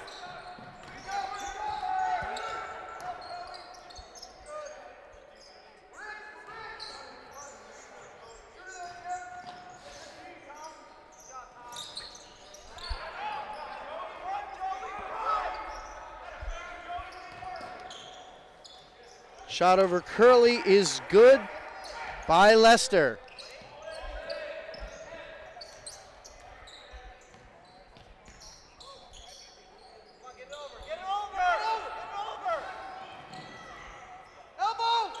Tone Cockrell is also in the game for the Pacers. Go, Joey. Go, Joe. Set it. Set one. 5 to shoot. Cockrell's shot no good. Monahan the board. And they'll get it back out to DiFilippo and settle it down. So DiFilippo drives and he blows the layup, but he is fouled.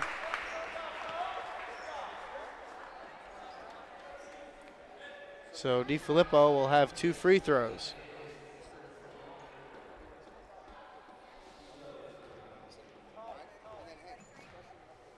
DiFilippo has not made a free throw yet this year, and now he has. He's 1 for 3.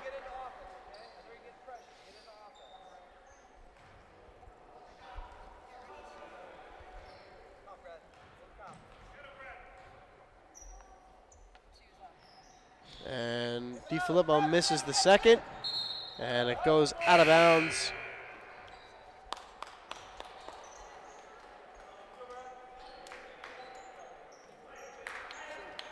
Brad Kalinowski will come in, the 5'10 freshman, number 11.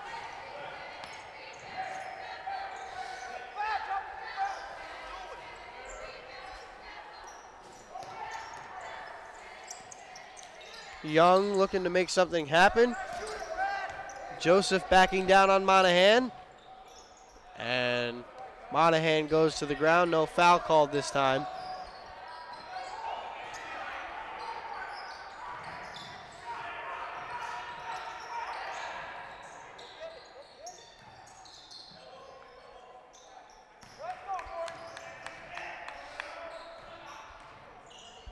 Monahan picks up his dribble, finds DiFilippo. Over to Kalinowski. Kalinowski, pass inside. Couldn't find Monahan.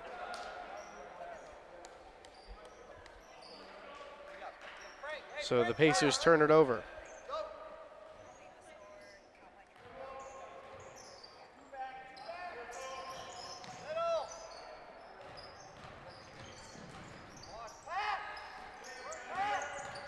Young. That's Robinson with it. Back to Young. Over to LaBelle. LaBelle, the pull-up jumper, no good. That's long. DiFilippo with the board.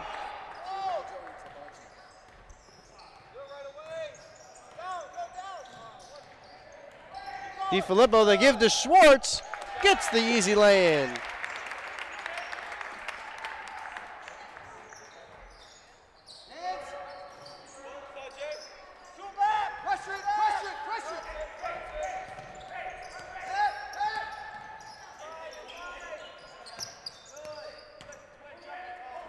Another trade the Cleveland Cavaliers made today.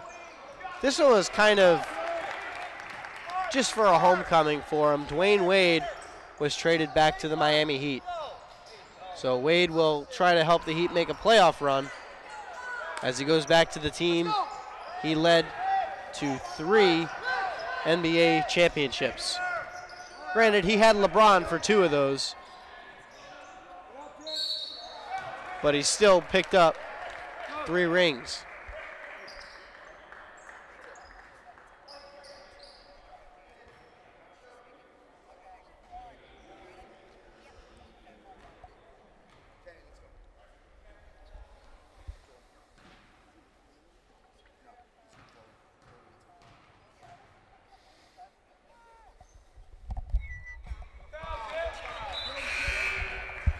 First free throw, no good.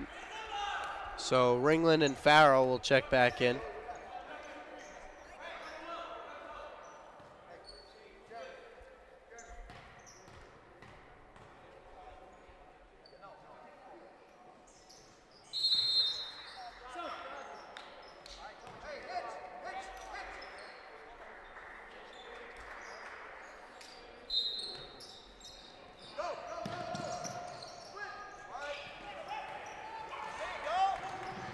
Kalinowski finds DiFilippo.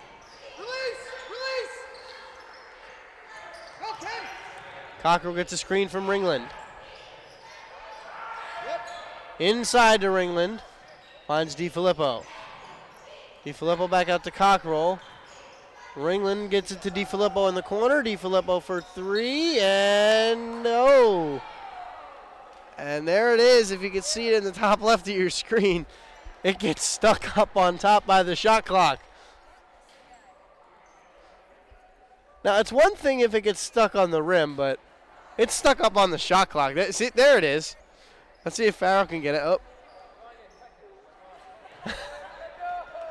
Let's see who. Oh, there we go. Now we got it. Cockrell got it down. That's not something you see every night.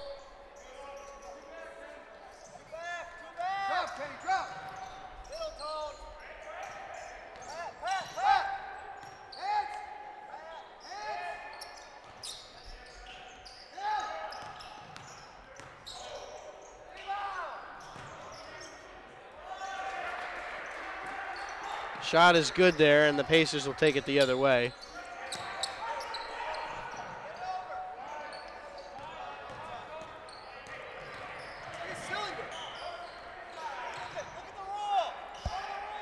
Ringland for three, no good. That's long.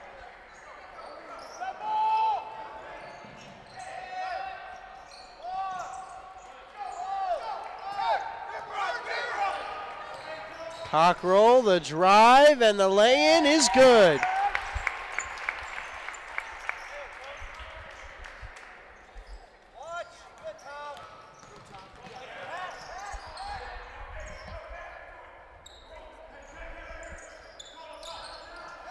The give to Young, guarded by Kalinowski.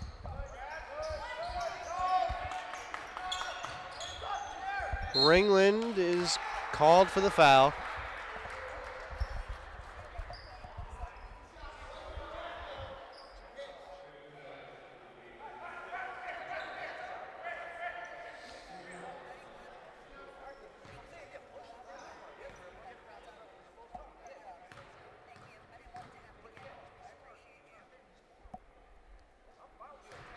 First free throw is good by Jalen Horsley.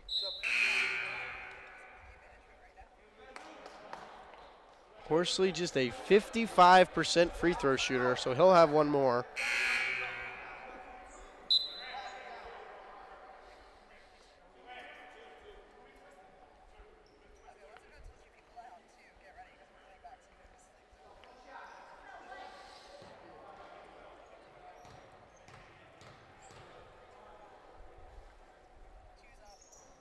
And that one's good, so he goes 2 of 2.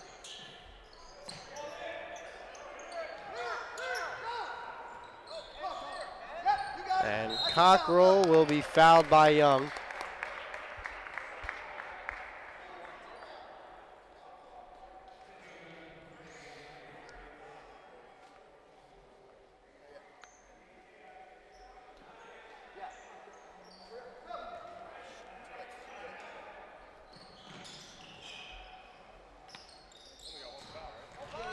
Ringland drives, steps through, misses.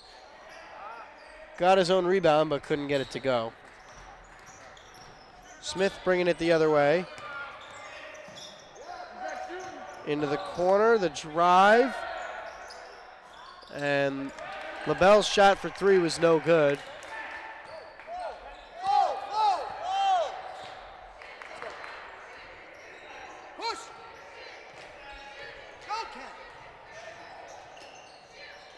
Into Ringland. Pass inside to Farrell.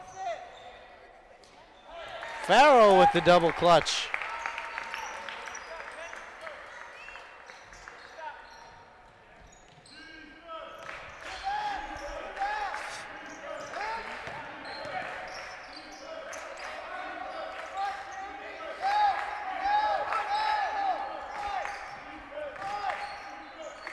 Young guarded by Ringland.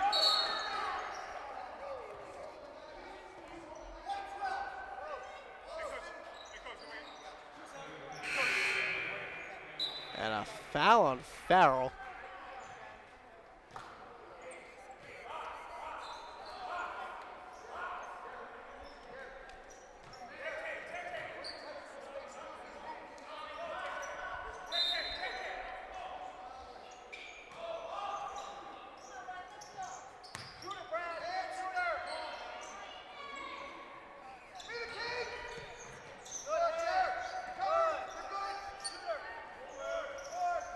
And the shot for three is no good.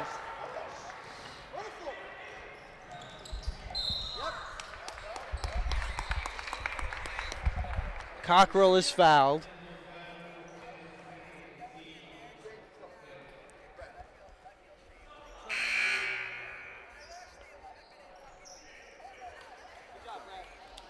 For any football fans out there, the news came down today for San Francisco 49ers quarterback Jimmy Garoppolo, who was awarded a contract extension. And listen to this number. He was given a 5-year, $137.5 million contract extension. 5 years, $137 million.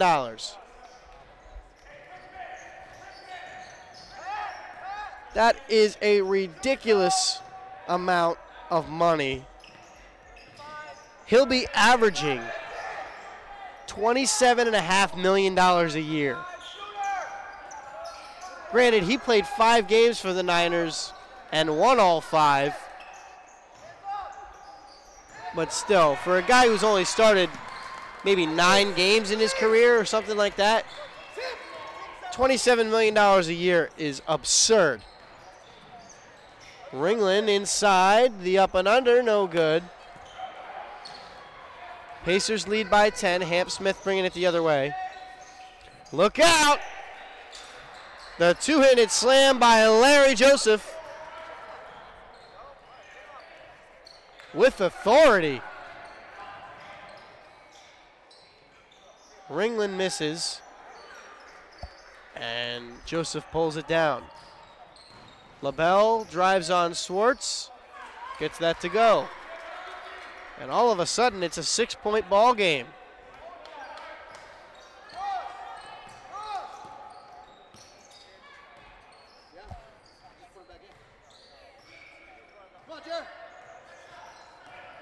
Cockrell drives, finds Catchings. Into Swartz. The pump fake got his man in the air, and the lay-in is good from Swartz.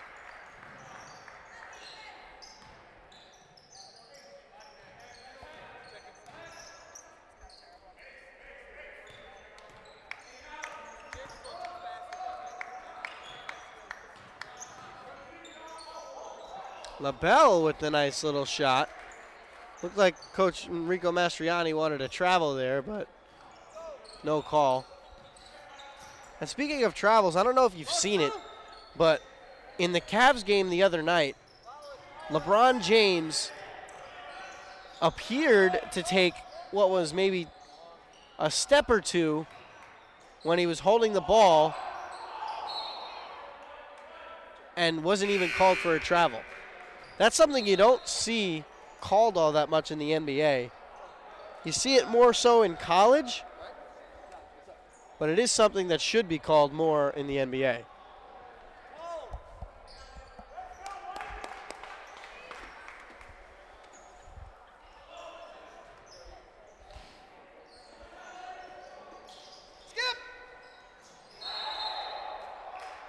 And a good job there by Busada, who is just into the game, to tip it off a Centenary defender. So it will go back to the Pacers.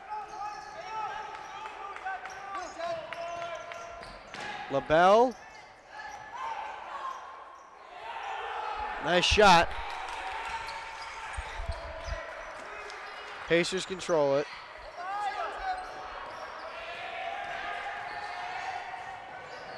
Catchings drives, misses. 3 guys went to the floor, but no foul was called. Jack DeGroot is also just into the game for the Pacers. The drive on Busada, shot no good. Swartz knocks the ball down. And LaBelle hit the deck on the other side, but nothing's called.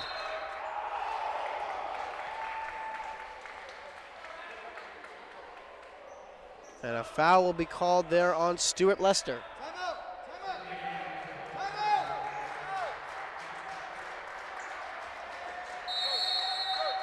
And Pacers coach Enrico Mastriani would like a timeout to get his team to regroup. Just a 4-point game right now.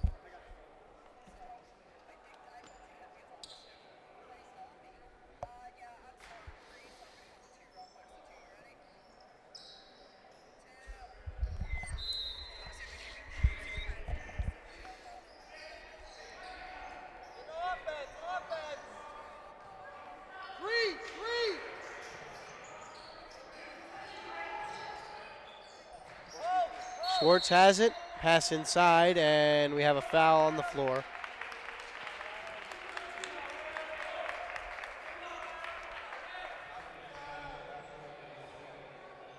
The foul called on Mike Straza, who is just into the game, the 6-foot freshman, number 13.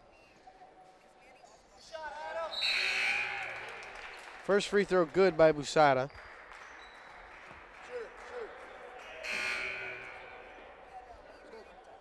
Knock it down.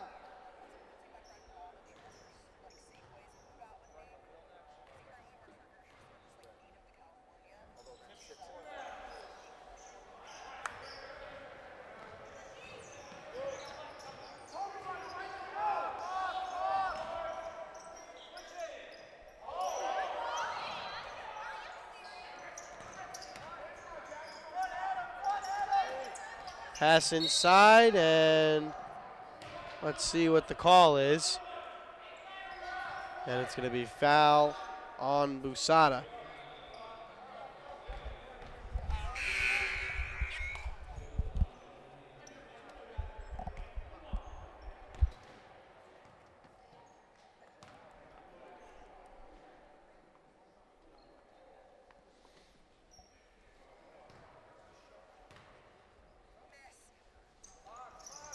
And it's no good, and last touched by Centenary.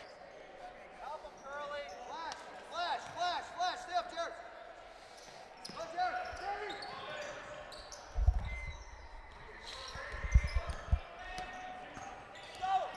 Schwartz brings it up. Wheel. Over to Catchings.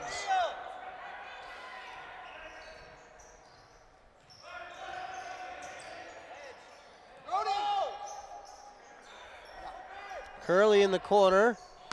Shot no good. Ringland gets it back. Lay-in no good. DeGroot was trying for it, couldn't get it. And DeGroot is fouled hard on the play.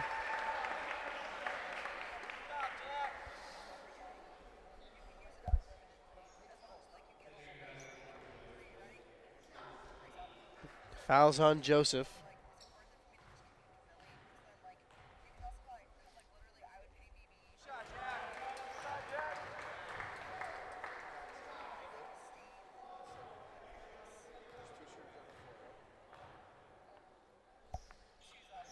And that free throw is good. Be organized. Talk. So DeGroot goes 2 for 2. Yeah, Tim. And the Pacers lead by 7.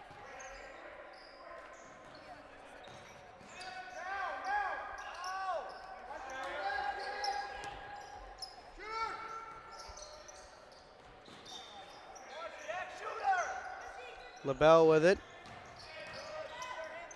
Blocked away by Ringland.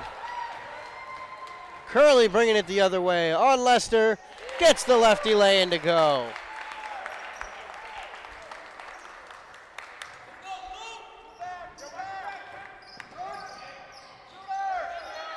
Shot for 3 by Young is no good. LaBelle with the easy rebound.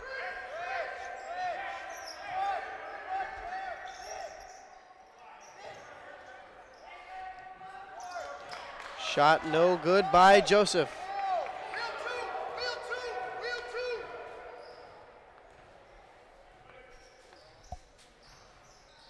Got him. Catchings gives it to Schwartz. The lay-in is good. Schwartz has 10. He's in double figures once again. Also, Tip Schwartz has 6 rebounds. So he very well could be in our double-double watch if he continues. Another block by Ringland. He may have had 2 on that possession. We'll have to see if they give him 2. He at least gets 1. On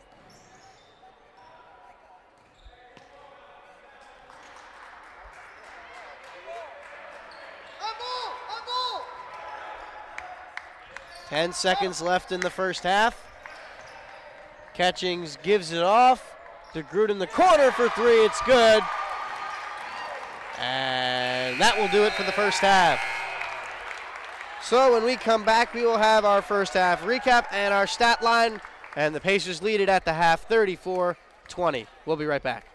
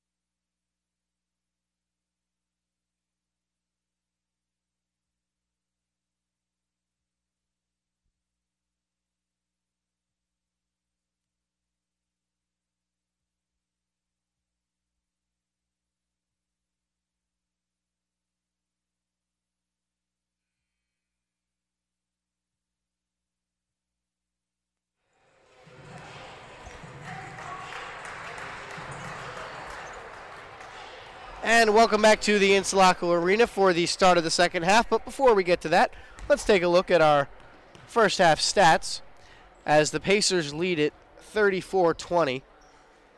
They played very solid in the first half, shot the ball very efficiently at 45%. They're only 2 of 9 from beyond the arc and 67% from the free throw line at 4 of 6. 6 assists to only 1 for Centenary, which is kind of strange. You don't see all that many teams with only 1 assist and a half. The Pacers lead in the rebound department 24-16, 2 steals apiece for each team, 4 turnovers each, and Ringland's 3 blocks lead the way for the Pacers. Individually, Tip Swartz has 10 points. That's the game high at the moment.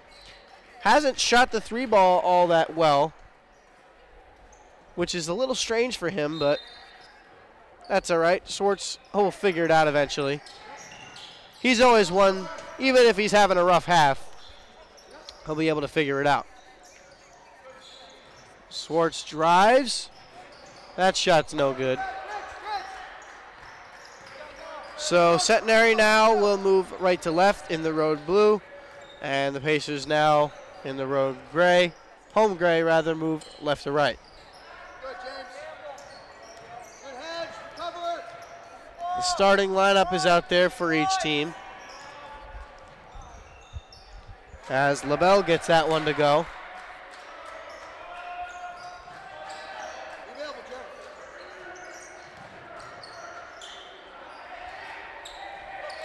over. Let's go, Dad.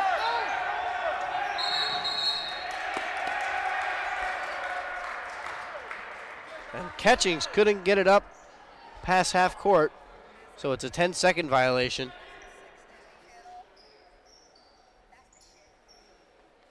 Get organized, White. Let's go.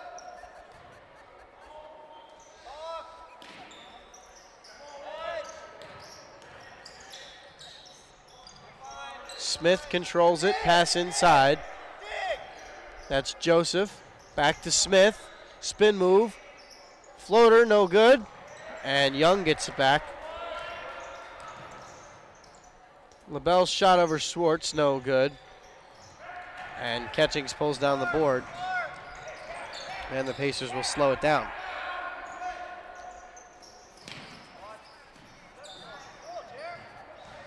Curley drives, can't get it to go.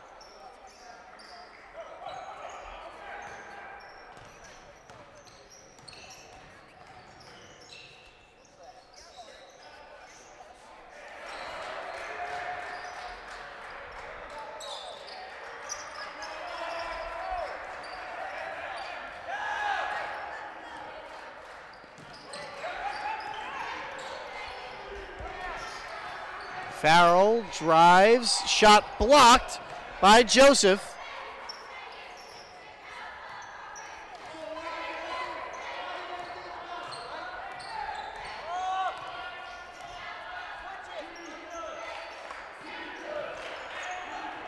LaBelle drives, pass into the corner.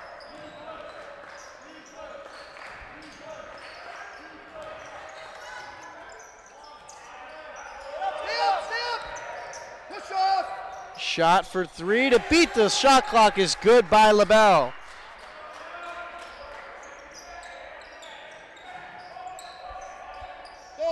The Cyclones have the full court press on here in the second half.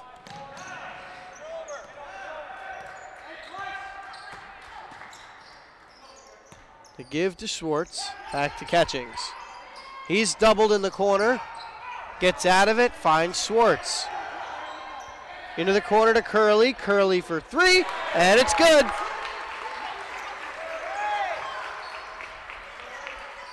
Curley knocks it down. That's his first 3 ball of the night, and he's got 5.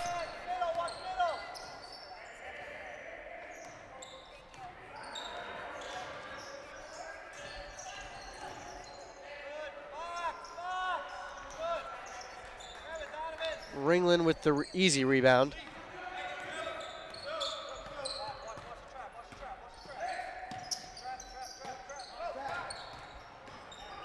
Catchings drives, and it's good.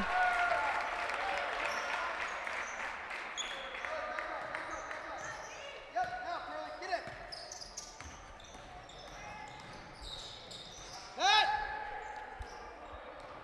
it. LaBelle looking to make something happen. Guarded by Catchings. He gets a screen from Joseph.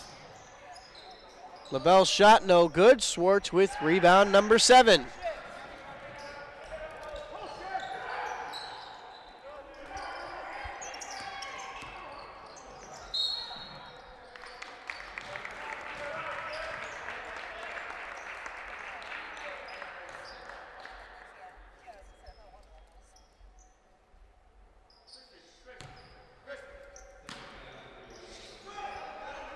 Into Swartz. Catchings, Ringland back to Swartz. Swartz with the drive and the easy lay-in. 12 points for Tip Swartz.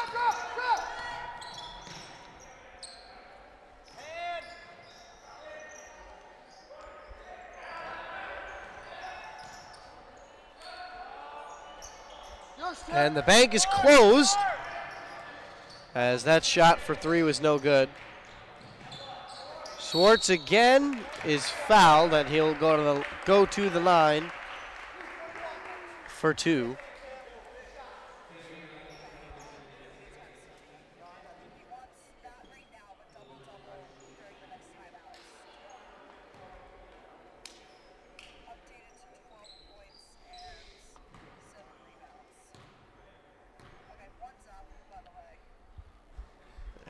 Swartz makes the first.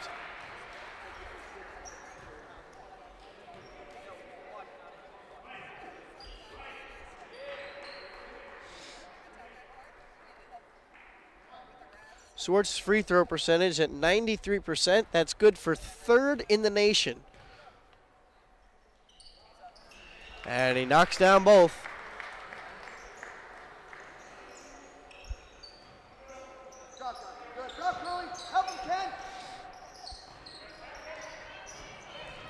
Swartz has only missed 5 free throws all year.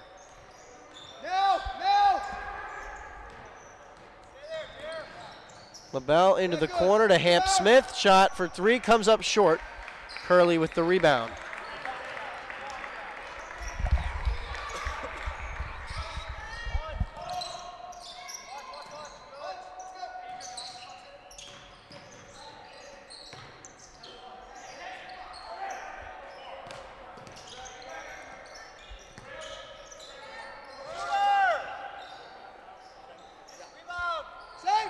Curley with the rebound. Watch two.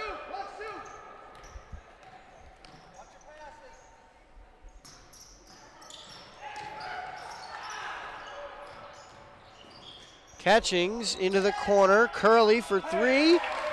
And he's got it. And a timeout will be taken by Centenary.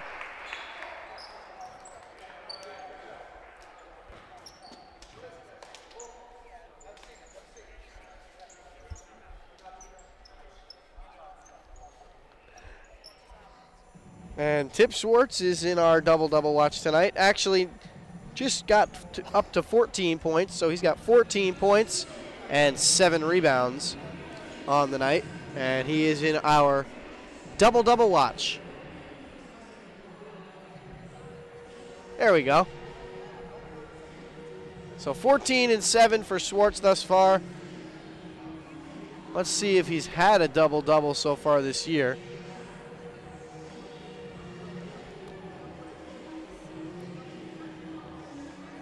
I believe he has, but I could be wrong.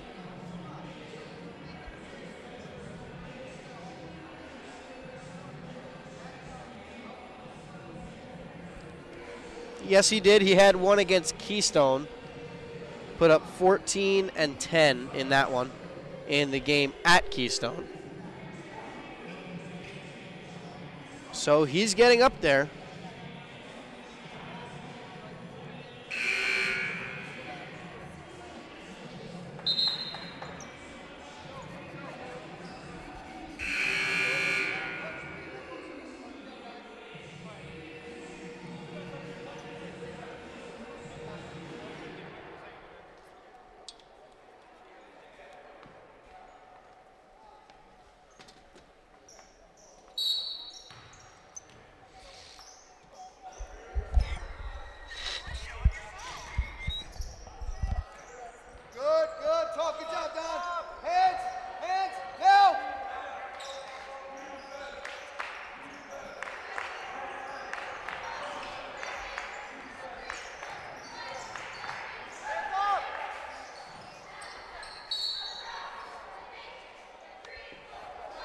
And we've got a foul called on Ringland. A push from behind. That's his third foul. Sorry, that's just his second foul.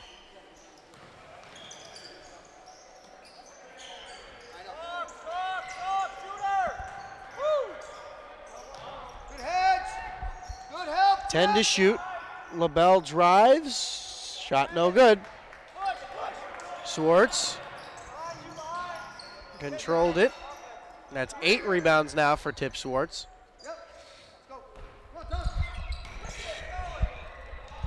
And Swartz gets it. 16 points for Tip Swartz.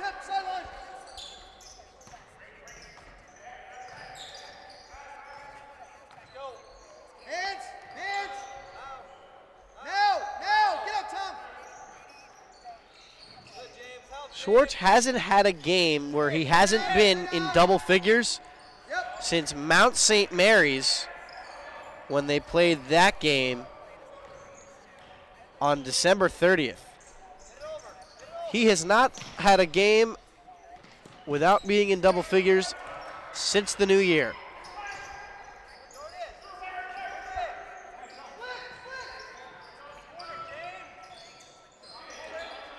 That's 13 games in a row for Swartz that he's been in double figures. That shot was no good. 12:17 left in the second half. Heads, heads.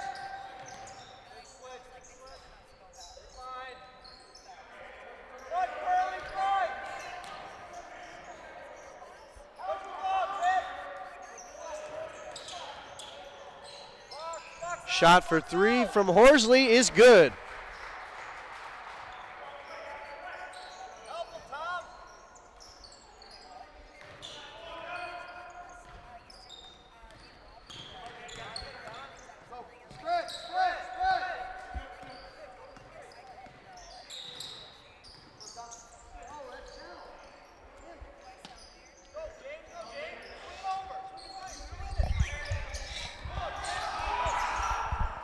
Back to Ringland. 5 to shoot. DiFilippo to Curley in the corner. Into Ringland, and he's got it. And the bank is open as Ringland hits it off the glass, and he's in double figures. Drop. Hands. Now.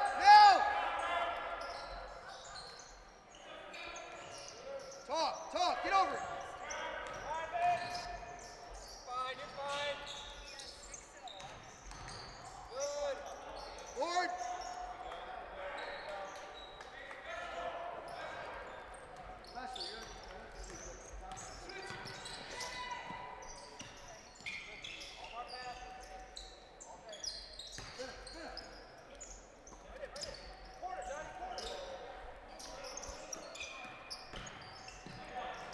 Blocked away by Joseph. LaBelle bringing it the other way. And shot no good.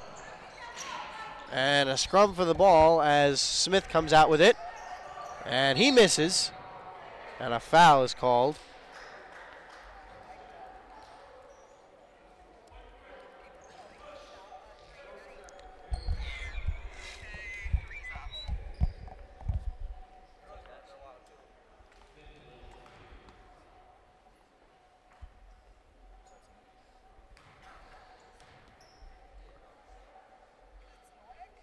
And Smith makes his first. He's just a 48% free throw shooter. We'll have one more.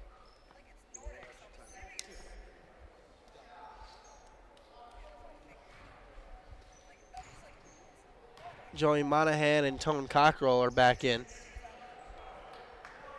That one's no good. That's Swartz's 9th rebound.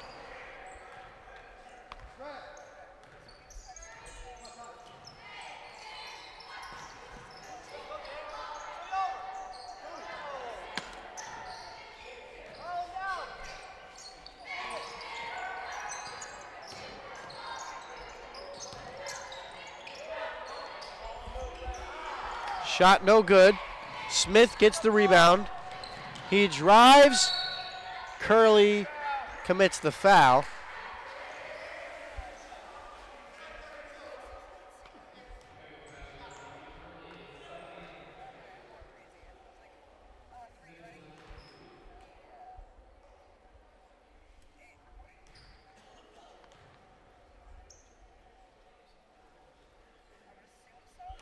First free throw is good by Smith.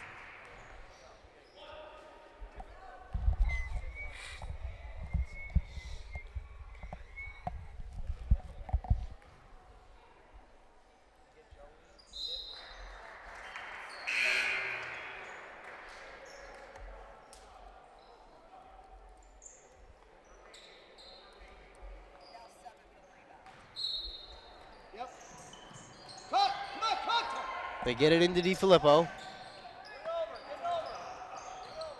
Release. Right now, you got it. Cockrell lost it. Up to LaBelle.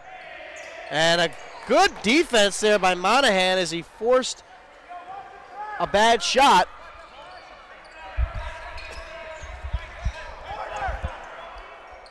Over to DiFilippo. Cockrell gets it over to DiFilippo, into the corner to Swartz. Swartz for three, in and out. And a foul will be called. It looks like it's going to be on Monahan. And that it is.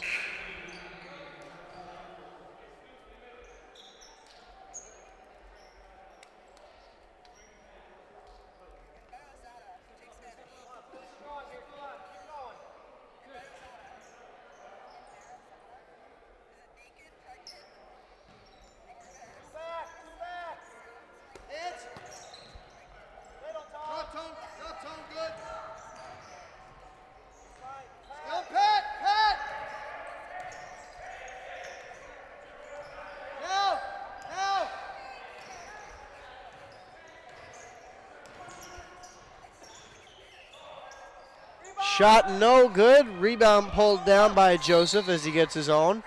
And he's fouled. Fouls on Swartz.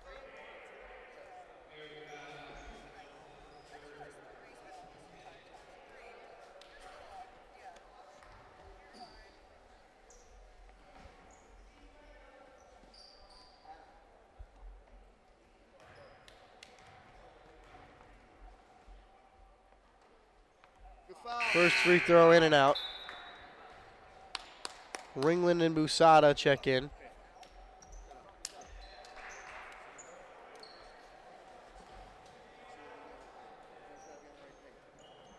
Time's a 3.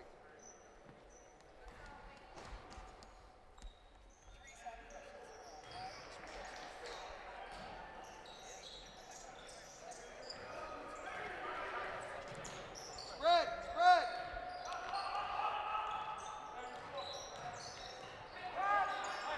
Cockrell's double teamed. And they call a jump ball, and it will go back to Centenary. Game's starting to get a little physical. The referee's going to have to take control of this game before it can take control of them. There's hands on him, there's shoulders on him, knees, fingers, toes. You know the song. Talk.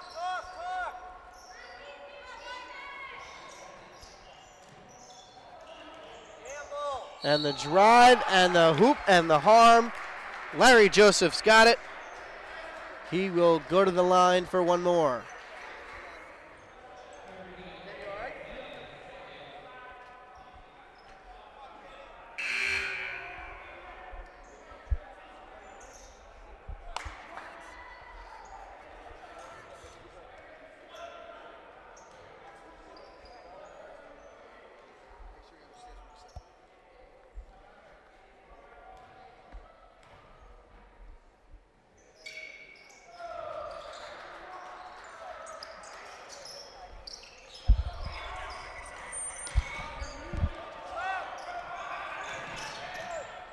Over to DiFilippo.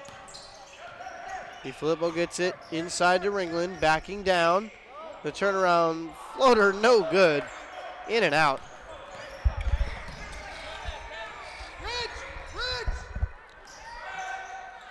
Inside, and Ringland is guilty of the foul. Joseph got him in the air, and he came right down on him as he was taking the shot.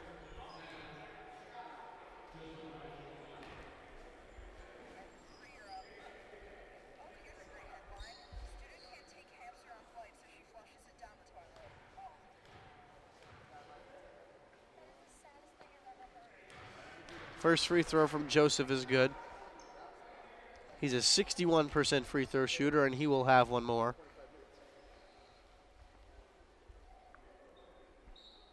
Rebound, block out. Who's got shooter?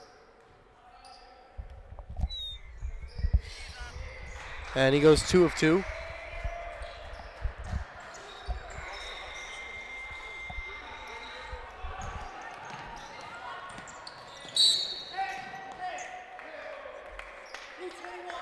And a foul there on Young.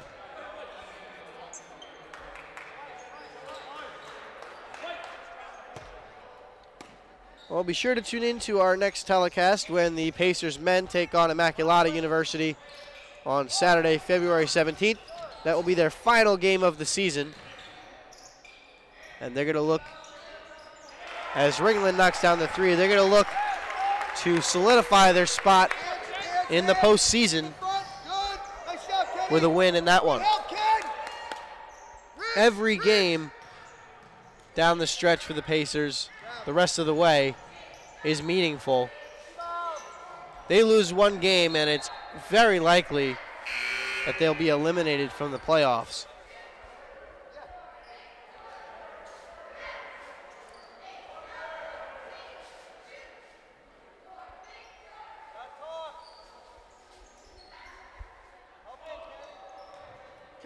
Kenny.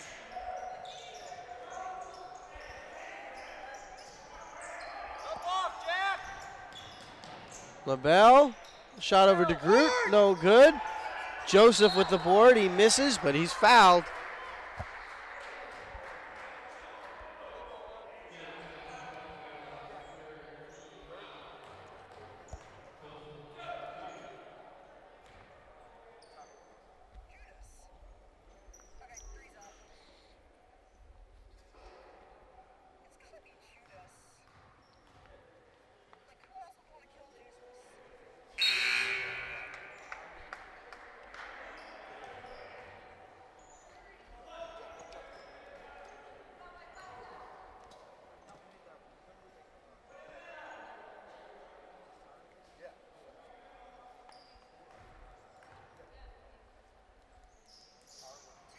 And in and out.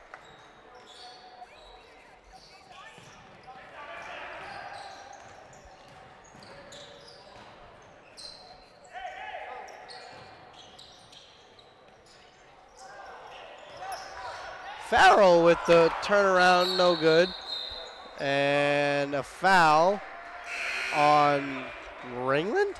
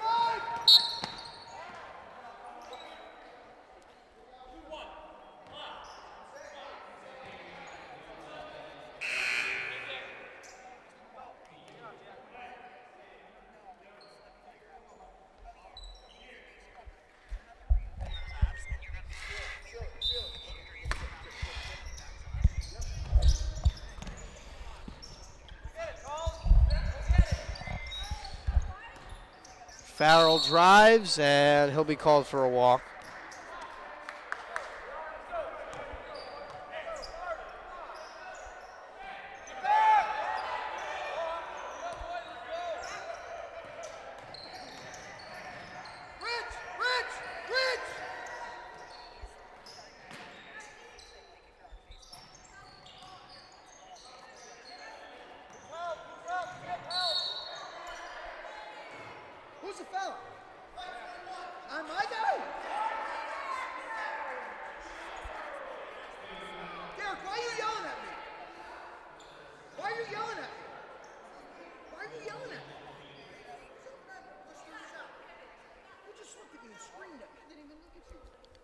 Joseph was fouled again, so he will have 2 free throws.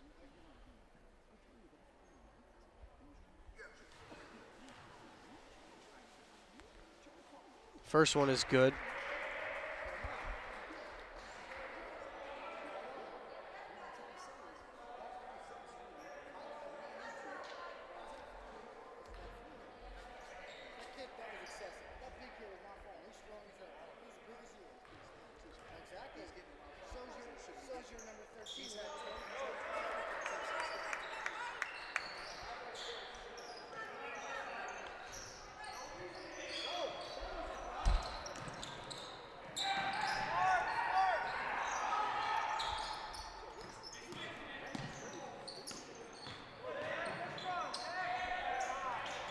Ringland drives, tried the circus shot, it was no good.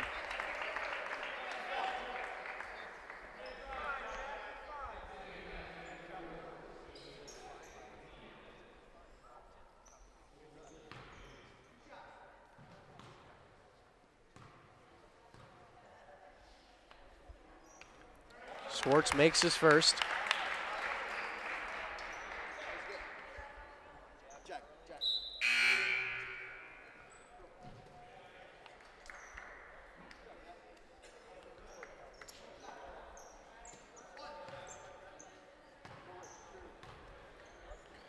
So a couple games from last night.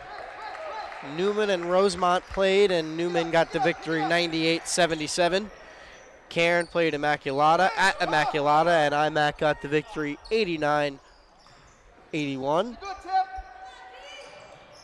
Heads. Rebound.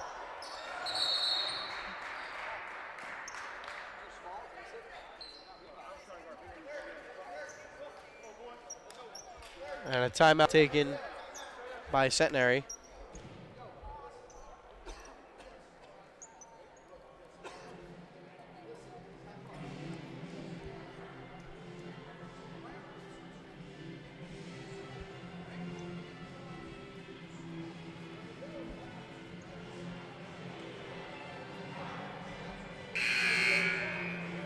Keystone and Cabrini are playing as we speak, along with Clark Summit and Gwinnett Mercy. That Keystone Cabrini game, that might have gone final already.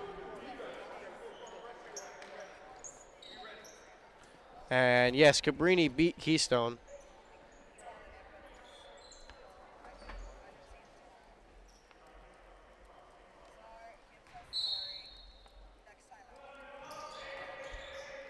Good.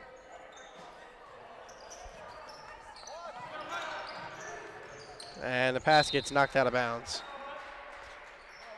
So Cabrini beat Keystone. Let's see about Clark Summit and Gwinnett Mercy. And Clark Summit is down by 15. Gwinnett leads it 69-54 with about 8.5 minutes left.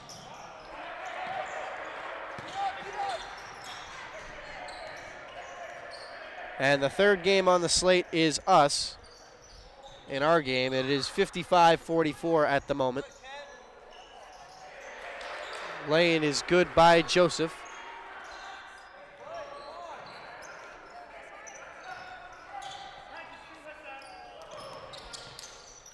And Joseph now has 17.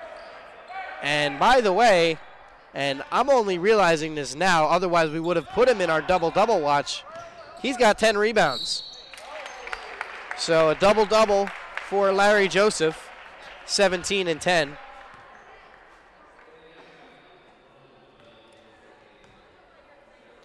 Ringland also has a double-double for the Pacers at 18 points and 11 rebounds.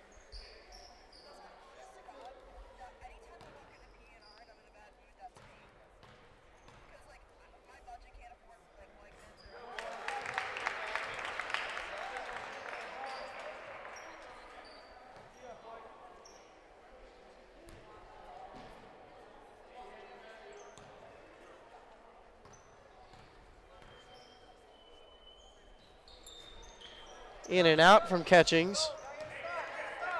Lock up, let's go. 4.5 minutes to play. Pacers lead by 10. Smith is hit on the play, but he misses the shot. No foul called.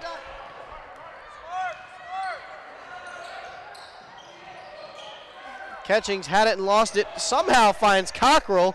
Cockrell finds Farrell, and they get the bucket.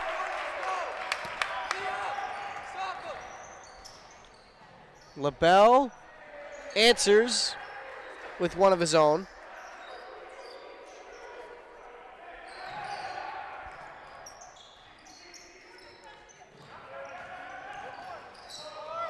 Curley back to Cockrell. Over to Swartz. Catchings goes cross court to Curley. And we have a foul on Farrell.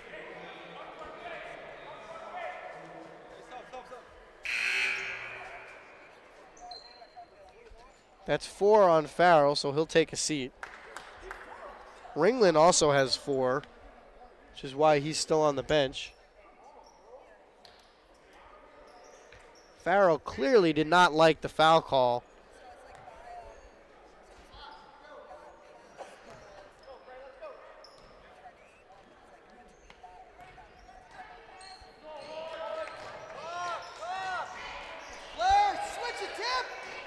LaBelle at the top of the key for 3, gets the friendly roll, and a timeout will be taken by Centenary.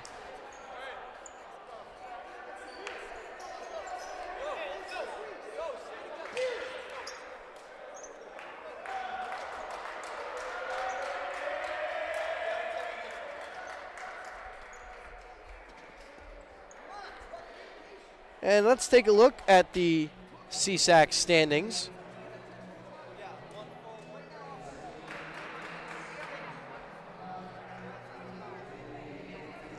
The Pacers sit at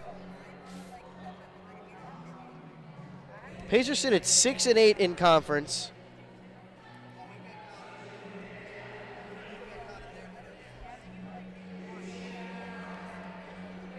Cabrini, Centenary pretty much out of it at 3-11.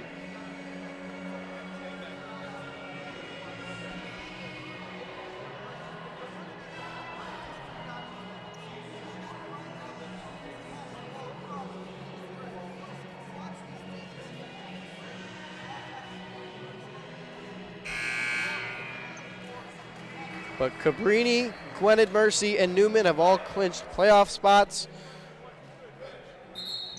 As we mentioned earlier,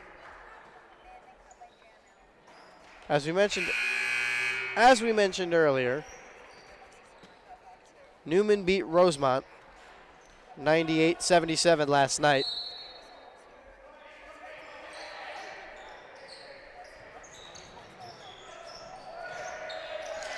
Ringland is back in the game, along with Monahan. Curley dribbles through trouble. They get it to Swartz. Swartz with the up and under, and it's good. And he's got 20. Another big night for Tip Swartz. 20 points and 12 rebounds.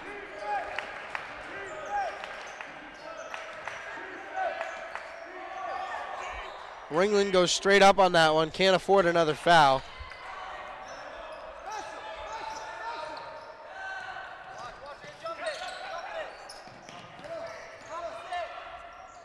Curley for 3, and no. You know, it almost got stuck up on the shot clock again, but it came down.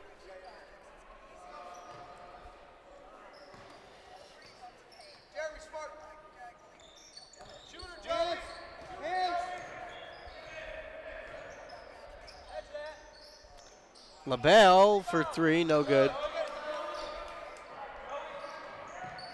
You got it, Tip, you got it. Curley has it. 2.5 minutes left, and the Pacers throw it backcourt.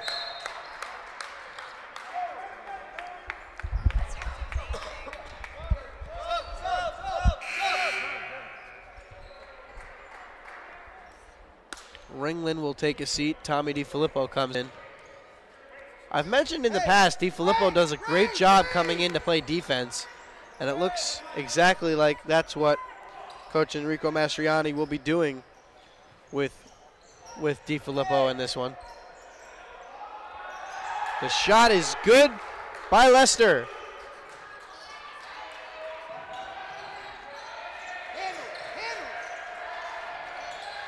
Up to Curley. Under 2 minutes to play. In the corner to DiFilippo.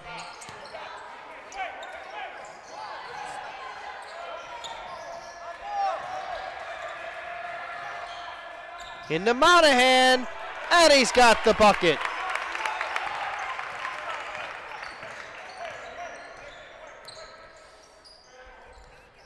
Pacers lead by 9, a minute 25 left.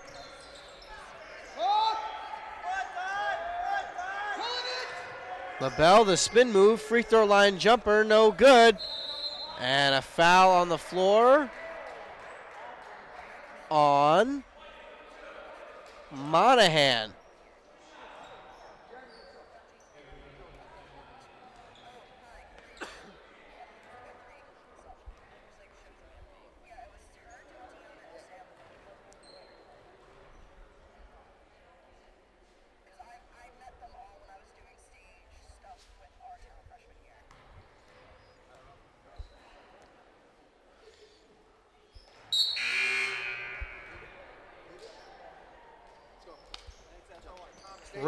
Ringland will come back in.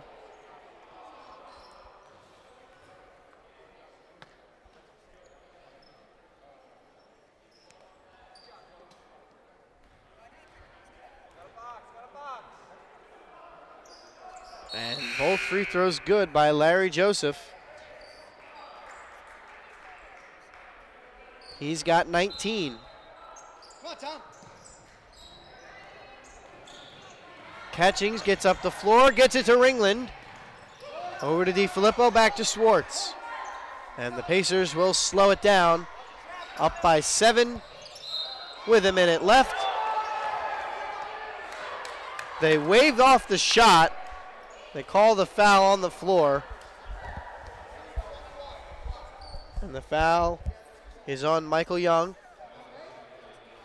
So Swartz will have 2.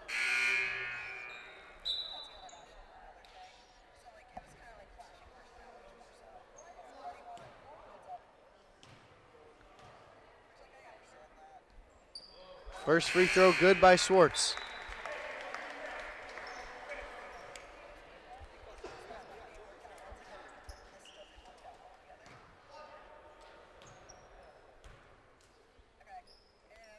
And Swartz goes 2 of 2. And a timeout will be taken by Coach Enrico Mastriani with the Pacers up by 9 with 1:01 remaining.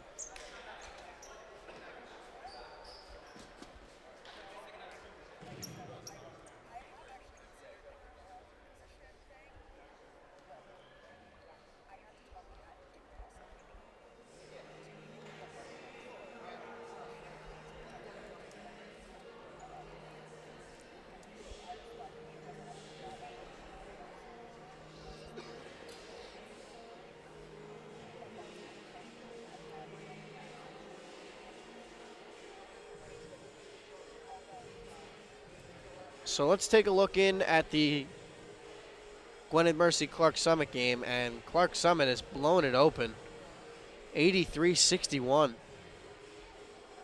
with about 2.5 minutes left.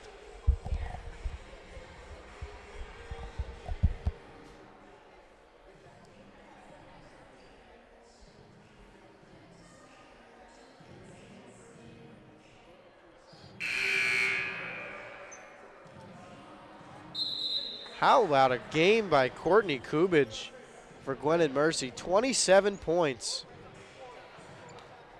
And Will Davis has 21.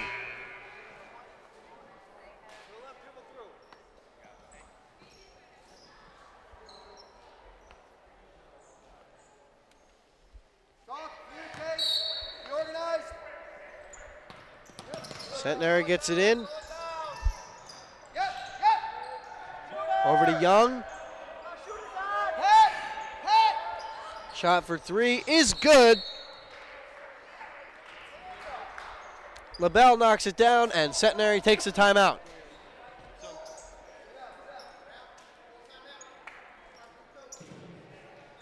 And it'll be a full timeout.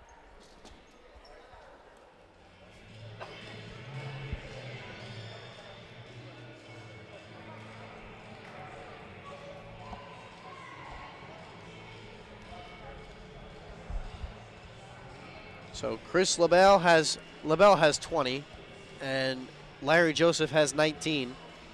On the other side for the Pacers, Tip Swartz has 22, and Jeremy Ringland sits at 14.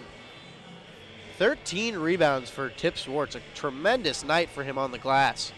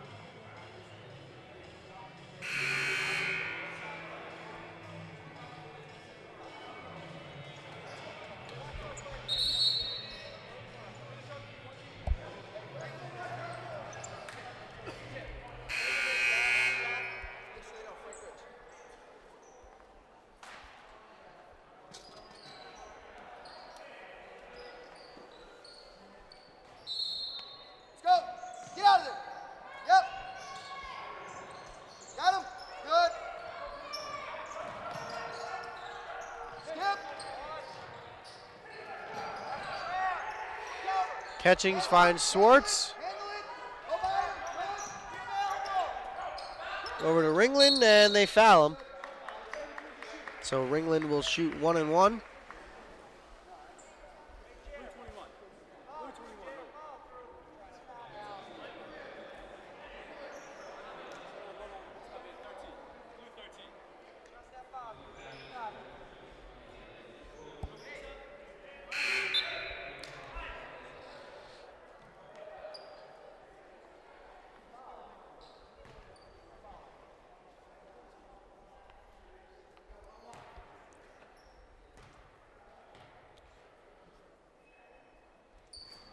Ringland knocks it down. So he'll have one more.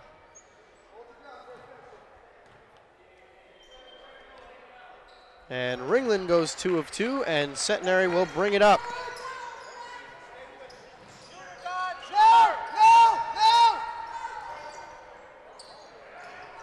Young gets it over to Smith. Shot for 3, no good. And pulled in by Ringland. And Centenary commits the foul. But the Pacers up by 8.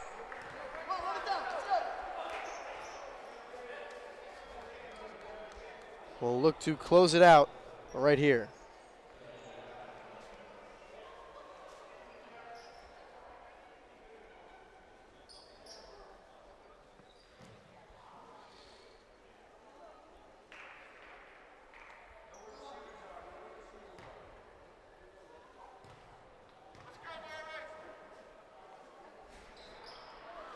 Ringland's free throw was no good. LaBelle gets it up.